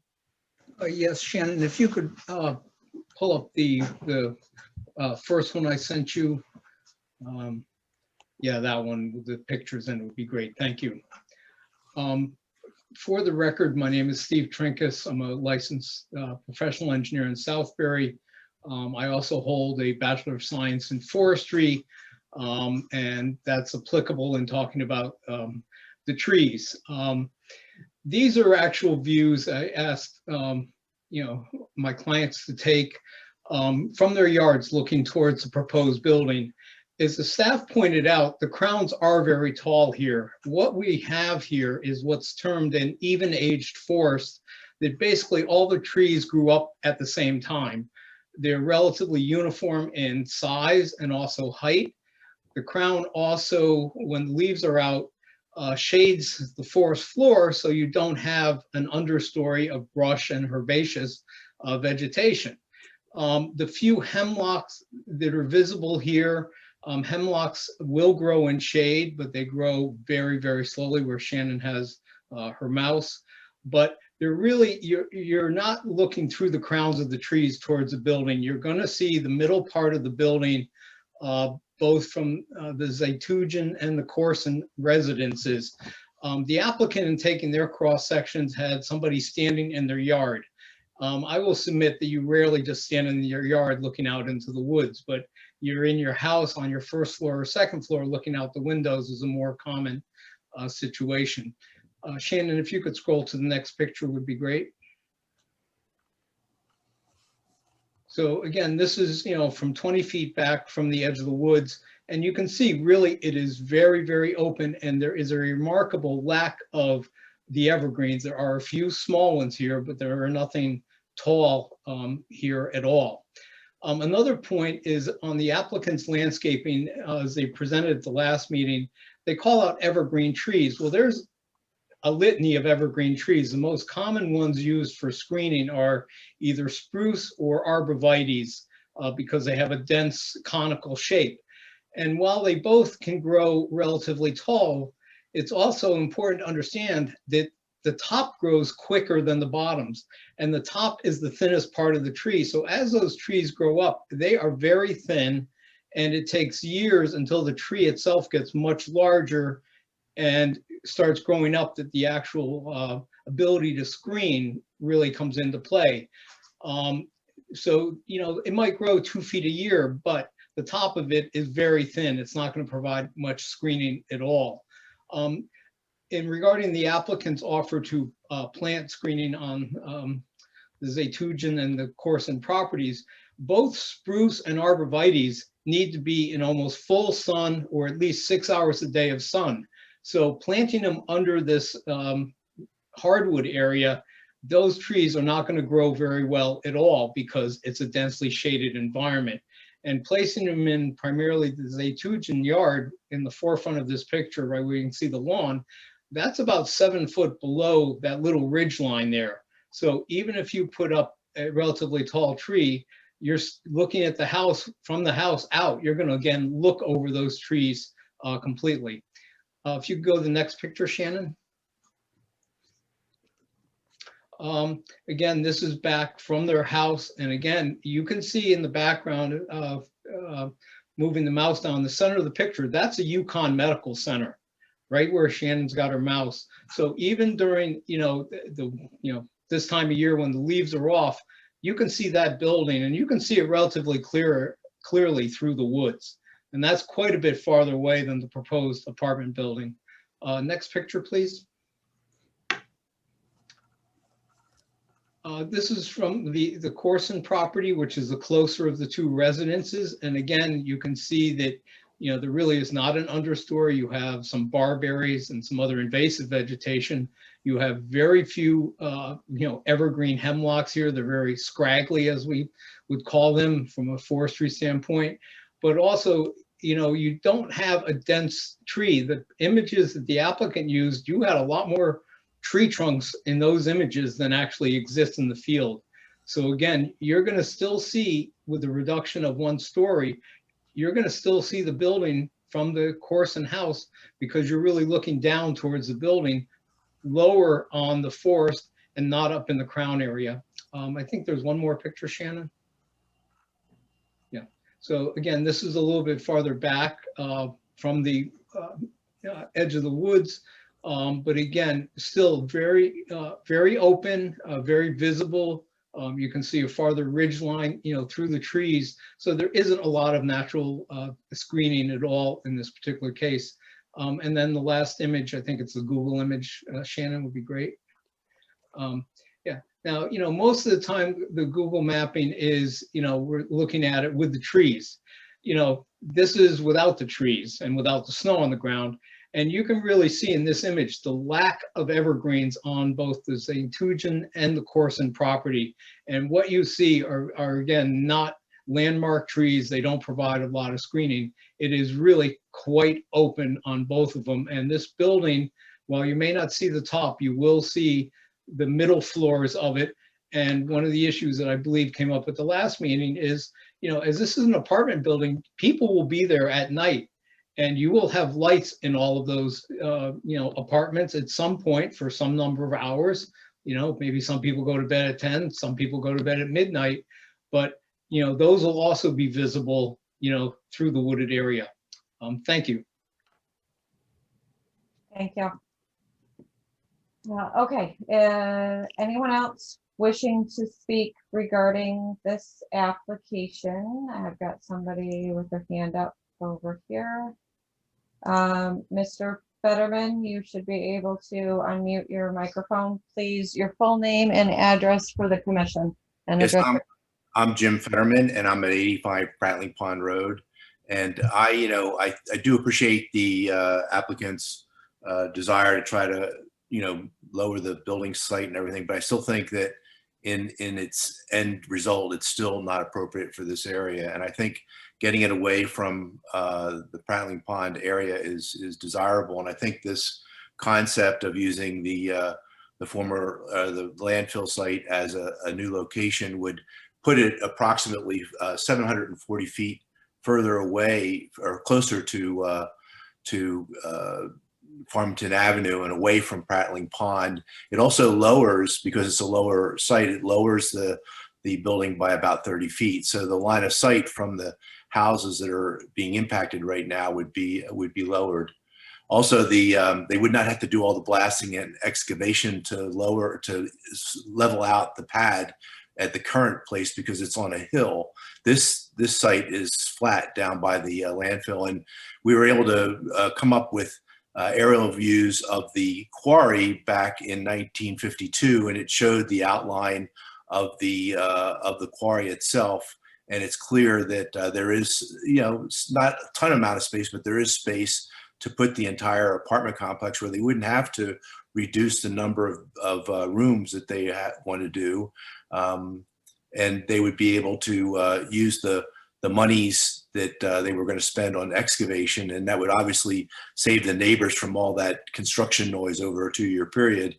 And they could use that to do any remediation that may be needed on the actual landfill site itself, to put a parking lot over it or a park after they've put a seal over it or whatever. But it would certainly provide some benefits to the overall site to be able to put that money that they were going to use for blasting and leveling. So, in summary, I think that, again, the current location is not appropriate for the neighborhood. We've got many neighbors in Farmington that have voiced their concerns about it and are very much against it. And I feel that this proposed site down right next to Farmington Avenue is much more appropriate. And because of the enclosed nature of the courtyard and everything, even those people that have the apartment would not be affected by the noise from Farmington Avenue because of the fact that they have the enclosed courtyard inside. So that's it. Thank you very much. Anyone else wishing to speak regarding this application? Please raise your hand using the function in Zoom. This is a public comment opportunity. Okay. Shannon? Yeah. Oh, hang on. I've got Mr. or Mrs. Trantolo has their hand raised. So go ahead. Yes, good evening. This is Vincent Tran. I live at 44 Prattling Pond, adjacent to the Zaytunjians and down the street, just up the street rather, from the Corsons. I would invite the board to come to our property and take a look at our view of what this project is going to be. We can clearly see the medical center from the back of our house, and it would be clear, since the canopy is so tall, that we would also be viewing this project with all its lights, all its noise. And the other thing is, I'm wondering, do we still have a party platform going on this building that would allow people to, what they call an observatory, so the tenants can see all of Farmington Valley, including our homes? So I would invite the board to visit our home on the same day you are visiting the Zaytunjians, the Fitchmans, and the Corsons. Thank you for the opportunity to speak, and hopefully we'll see you on Wednesday or Thursday. Thank you.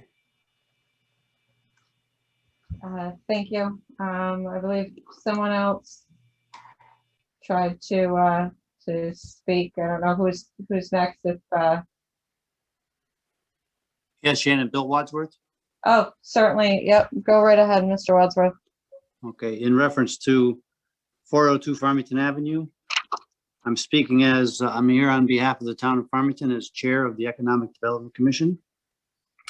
And at a regular meeting of the Farmington Economic Development Commission held on January 13th, 2021, the EDC commissioners voted to support the application pending before the Town Plan and Zone Commission. The commissioners reviewed the merits of this project and found it to be consistent with the EDC referral guidelines. For the past several years, the town of Farmington has experienced a substantial increase in public and private investment along Farmington Avenue, particularly in the vicinity of the University of Connecticut Health Center. These investments have been made the medical bioscience corridor one of the most economically thriving areas in town, responsible for a significant portion of our commercial grand list and home to our largest employer. Employees that work in this area are some of the most highly educated and skilled workers in the state. Scientists, researchers, healthcare workers, entrepreneurs, innovators, and educators can be found all in this 3-mile stretch of town. Much of their work is consistent, requires commitment and long hours at work. The most successful bioscience clusters are those that include housing and amenities that allow employees to live within a walkable distance to their jobs in a community setting that is safe and modern. The project proposed for 402 Farmington Avenue is innovative, well-planned, and fills a housing gap that currently makes it difficult to continue to attract the best and brightest to Farmington. With parcel coverages below 30%, activity spaces that are wrapped up with interior courtyard, and a beautifully gateway entrance, this project would be one of the most sought after multifamily housing projects in central Connecticut. Therefore, as chairperson of the Farmington Economic Development Commission and representing the consensus of the commission, I recommend to the Town Planning and Zone Commission approve this application. Thank you for your time. Thank you. Okay, Attorney Ainsworth, go right ahead. Thank you. Certainly. Good evening, commission members. I just couldn't let that one go without comment. Well, I appreciate that the EDC, is all for this. I assume they would also support the project if it were on Munson Avenue or if it were down on the town, next to the town dump property, because it would provide exactly the same benefits that were just described, because those are generic benefits. They don't actually address anything to do, and it's actually interesting that the EDC didn't actually say anything about what impact it might have to the tax revenues from the adjacent homes, or actually even a tip of the hat to the neighbors. So I found that testimony somewhat cold. Passionate for economic development, but again, it was the same kind of thing that we heard from the applicant in the beginning where they showed, the medical center, which really isn't this project. Yes, there's a relationship, but there would be a relationship to any of the alternatives that my clients have proposed, and yet all of the same benefits, and none of the direct impacts. Again, this project was placed in the extreme corner of the property, as close as you can possibly get it without violating the setbacks toward the neighbors. And one other comment I will make is that earlier we saw that overview where where Kyle Richards was showing the property. And if you notice, the entire property was covered in mature trees that were in full leaf condition. But it didn't show any clearing around the building. It actually showed the plantings they were going to do, but also trees going right from the edge of the building all the way to the property. Again, they always try to minimize what their impact might be, even to the point of showing something that wouldn't be the case if the building were built. Everyone keeps trying to find a way to excuse, I basically trashing the neighborhood that's adjacent for the sake of the project, but no one's making the extra effort to think of the alternatives that don't involve putting it right where it is. And I think we should keep that in mind, that there are alternatives. There's other things that can achieve the exact same goals from a planning perspective, from a business perspective, and from a community's perspective without the damage. Thank you. Thank you. Okay, we have a hand raised. Let's see who it is up here. Okay, I've got someone by the name of Ben. You may unmute your microphone, please. Your Yep. full name. Hi, this is Jennifer Fitchman, 40 Prattling Pond Road. I would like to send an invitation out to the man who just spoke from that committee and have that committee also join your committee to come take a walk on 40 Prattling on our street on Wednesday or Thursday. And then I'd also like them to look at the other proposed sites that have been recommended this evening. Okay, thank you. Thank Any you. other comments, or is that it? That's it. Thank you. Thank you. Okay, Attorney Shansky, go right ahead.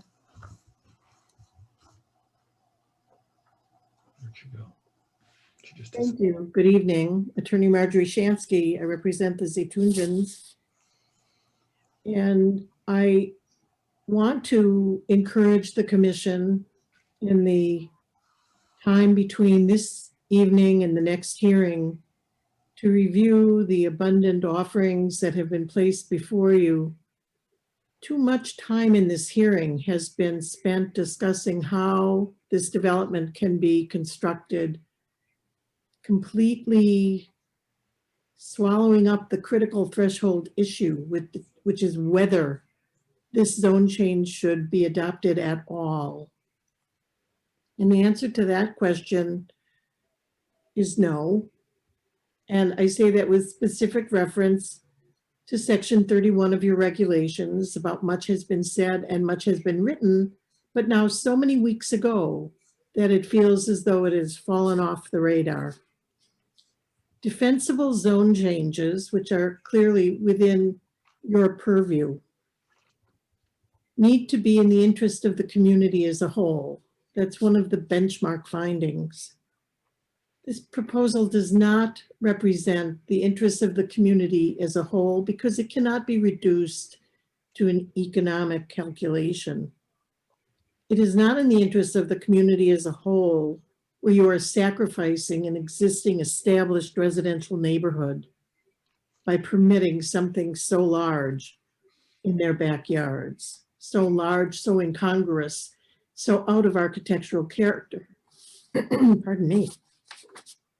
Nor is it interest in the nor is it in the interest, pardon me, of the community as a whole to turn your back on the natural resources and environmental values that are so prominent in your plan of conservation and development, and which will be adversely affected by this proposal. The interruption of the existing important wildlife corridor, which is something about which you have authority, which in some respects, because it didn't have a direct wetland nexus in all of its attributes, is not covered by the wetlands decision, but is within your authority, within your jurisdiction, and written in such great detail about in your plan of conservation and development. These are the things that you have to consider when evaluating whether or not to land the special floating zone. And the reasons or the findings that you are required to make, it is submitted, cannot be found on this record. And so I urge you in the intervening days to please review this record, to review Dr. Michael Clemens' letter, which has a robust discussion of the relationship between the natural resources in and around this site and your plan of conservation and development, and Mr. Pinnell's writings and Mr. Brian Miller's writings. Please review those so that this conversation is not one-sided and has a true consideration and depth of seriousness on the issue of whether the zone change is appropriate at all.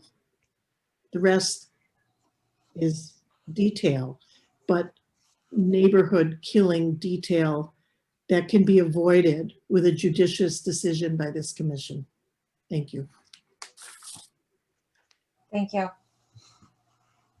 Okay, any other public comments this evening from folks that have called in? We do have written comment to share, but I know you folks have been on the phone for a while. So any other public comment, raise your hand and you will be acknowledged for public comment. Okay, I'm gonna go through written comments here quickly. So these are letters that were received since the last meeting. I think the last meeting was April 12th. So sometime from that afternoon forward is this section of correspondence. So there's correspondence from Paul Canning.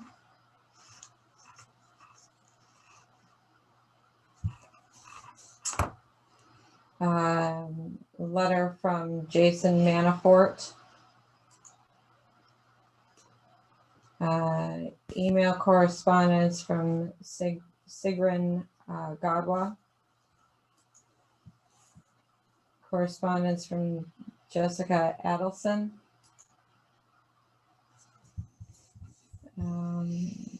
Email from Stephen Angelillo. From Madison Angelillo. From Randy and Ann Barton. From Sheila Bertarelli. From Sharon Bryn. From Steve Bryn. From Mary Fournier. From Gary Grzwinski. From Phil Guglielmo. And from Judith King. Lorraine Libby and Linda Rahm. Christine Lynch. Peggy Mannix. Correspondence from Helena Merkel. Mirka Muter. Correspondence from Alex Oshana. And this is correspondence from Stuart Reef.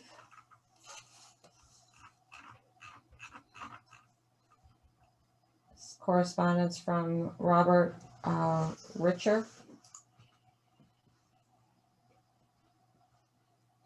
Email from Mara Safara. From Edward Smith. From Simona and Silvu Trofimov.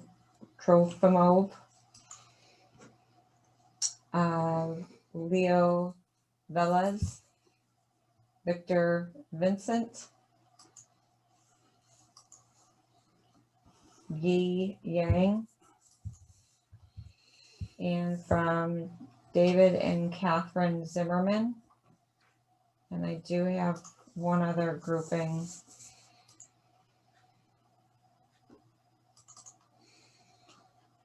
These are correspondence that came in this past weekend from Lorna Wright, Jessica and Joseph D. Giovancarlo. Correspondence from Colette Nicole. Correspondence from Irene Bent. And from Lucille Bassoni. From Robin Boyko. From Wendy Berkey.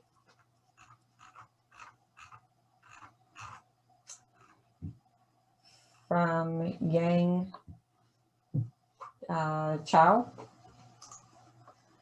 Michael and Kathy DeConti. Maria Ditson. Joyce Dagus. Jim and Kat Fetterman. This one is from Leo Gillis. From Gerson Goldstein. Mary Infante. Marguerite Janelle. Claudia Kulik. Jean Pickens. Dennis Richard. Randy and Shauna Ulo. Joyce Walker. And Lauren and Tim Walker. And that's the last one received through today. I believe there were others that came in after hours that I have not yet had an opportunity to collect. So that's it for written correspondence. And we'll do one last time. Any other public correspondence before we move on? Okay, hearing none. Hearing none. I put my commission timing on the wrong spot. We actually, I don't, at this point, Madam Chair, I've got my order of operations wrong. The commission timing should be at the end after if there's any other intervener. So I'll put it to Attorney Ainsworth or Attorney Shansky. Do you have anything else to offer this evening under the intervener umbrella? Questions, comments, or cross-examination that you wish to take place this evening? Given the lateness of the hour and the comments earlier, I have nothing further. Thank you. Okay. Thank you. No, I'm going to submit a letter between now and the next meeting. Okay, good enough. Attorney Hollister or Mr. Richards, anything else further this evening from the applicant? Thank you. I have nothing further this evening. We'll ready to do our closing at the next meeting. Okay.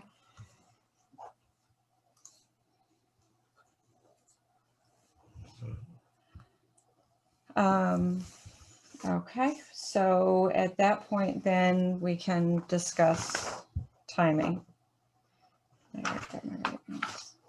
Hey, Shannon, this is Tim Hollister. If I just make this request on the record, since the intent is for all parties to close next time, if perhaps we could have an agreement, at least among the applicant and the interveners, as to when any final written materials will be submitted, meaning not the day of the hearing. Thank you. Certainly.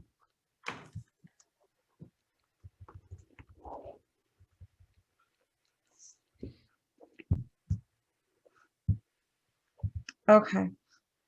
So, commission members, this is actually going to be pretty easy, given that there's a consensus to do the site walk. Again, this was spelled out in the agenda review. There's a consensus to do the site walk. The hearing cannot close. We thankfully in this instance are still under executive orders for the state of Connecticut. And the governor did extend Executive Order 7I, Section 19, allowing the commission to benefit from an additional 90 days for extension. And actually we would need 5 or 6 of them, depending upon how you count, in order to get us to the next meeting on May 10th. So that's really what we're looking at. So we would be looking at a continuation, and we'll need a motion and second for continuing both intervenor petitions, and then the same a motion and a second to continue the application to the next meeting on May 10th. And we will be using a portion of the 90 days allowed to us under the executive order. Obviously, if anyone has any questions regarding that, I'm happy to answer any of those questions. Any commissioners have questions on that, please? No, none. So that what we need now is a motion and a second to continue the Fishman petition documents, both petition documents, to the May 10th meeting. Yes, and sorry, a deadline for submission of any additional correspondence. So let's hang on, because it can't be easy. All right, May 10th, 1 week prior is May 3rd. I could say Wednesday, May 5th is usually when we've been getting the agenda reviews out anyway. Okay. So no later than Wednesday, May 5th for the hearing on May 10th. May 10th. Does everybody understand what we're talking about as a motion? That we're continuing the petition documents and we're restricting additional written comment to May 5th. Is that correct? Correct. So I need a motion to that effect, followed by a second, please. Okay, I will try this one. All right, it's Ines St. James. I make the motion to continue the intervenor petitions for the application related to 402 Farmington Ave LLC as submitted on January 20th, 2021. Well, there were 2 separate ones. Yeah, so you have don't to. need. And I don't need to say all You that? don't need the dates. Don't no. date them. We don't Okay. need the dates. We just need the continuation of the Fitchman and Zetujan petitions. Okay. Both petitions. That's sufficient, Inez. Thank you. Okay, so, okay, Ines St. James, I make the motion to continue the Zetujan and Fitchman intervenor petitions Mhm. until May 10th. And All written correspondence must be received no later than by May 5th for hearing date of May 10th, or meeting date of May 10th. Thank you. May I have a second? Matt Pogson, and I second. Does everybody understand what you're voting on? Yes. Yes. All in favor? Aye. Aye. Aye. All opposed? Are there any abstentions? Okay, that motion carries. Now we need a motion to continue the hearing with a second. And the same condition for the 5.5 for materials and 5.10 for the hearing. Excuse me for interrupting. This is Tim Hollister. I just want to clarify something on the record. Governor's Order 7I does not require applicant consent. It's the commission's choice for those additional 90 days. So we don't need to give you consent, but we don't have any objection, of course, but you're using your days, not ours. Thank you. Yes, sir. Want the motion on record though, don't we? No, you still need the we still That's need the right. motion to continue. He's just absolutely. pointing out that we don't need a letter from him Commission. for that, because Right. we've got letters to get us to tonight, and now we're on our own. We're on our own days. Okay, so it's Ines St. James. I'm sorry. I make a motion to continue the public hearing to May 10th meeting and request that all correspondence be received no later than 5/5. You got it. May I have a second, please? Matt Pogson, and I second. Everyone understands what we're voting on? Yes. Yes. All in favor? Aye. Aye. Aye. Opposed? Any abstention? Motion carries. Thank you. All right. Thank you, everyone. And we will see got- this again. yeah.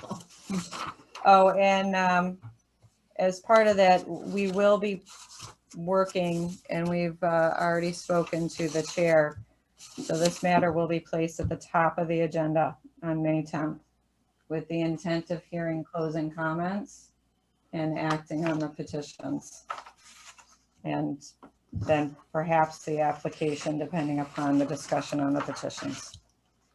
So that everyone should understand that at our May 10th meeting, the first thing we're going to do is reopen 402 Farmington Avenue. I mean, open it up from its continuance. Yes. So that will be the first thing on the agenda. So if people are talking to you about it, make sure you make note to that, because they're used to 402 being later on the agenda. They might not tune in. So make it known to anybody that asks that we're going to be first on the agenda with 402. Great. Thank you. Okay, let's go on to other business. The planners report. 126 Hyde Road. Yep, I'm just gonna open an exhibit here. So as stated in the agenda review, there are attached and detached signs at 126 Hyde Road that will be updated with new branding. And there's a slight modification in the size. So, and just to orient people, it's this lot highlighted in red.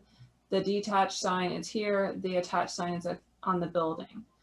The detached sign is staying the same size, just new branding. The attached sign on the building is going from 17.5 square feet to 21.7 square feet. It's still in compliance with our sign ordinance.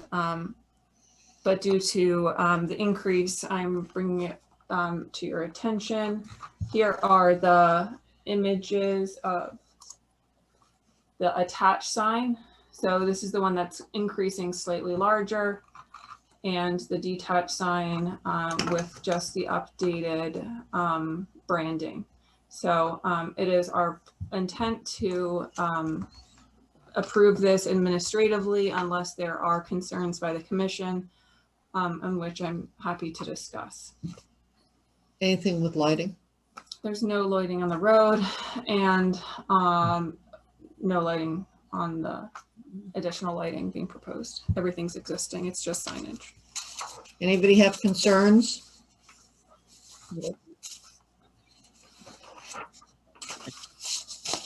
Then it seems, According to your notes, it's not even visible, right, from the street? It's not visible from Yeah. the street, the sign that's increasing. Yeah. There will be they're going to retain the detached sign closer to the road, but there are no dimensional changes to that sign. Working with town staff, I think it's a fine thing. thank you. Second. We'll move on to the minutes. We need a motion and a second to approve the minutes of the April 12th, 2021 meeting. This is Ines St. James. I make the motion to approve the minutes of the April 12th, 2021 Town Plan and Zoning Commission meeting.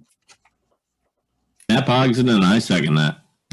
There's a motion and a second. All in favor? Aye. Opposed? Abstention? Motion carries. You are dismissed. Good night. Thank you. Drive safely. Thank you. Thank you. Good night. Bye.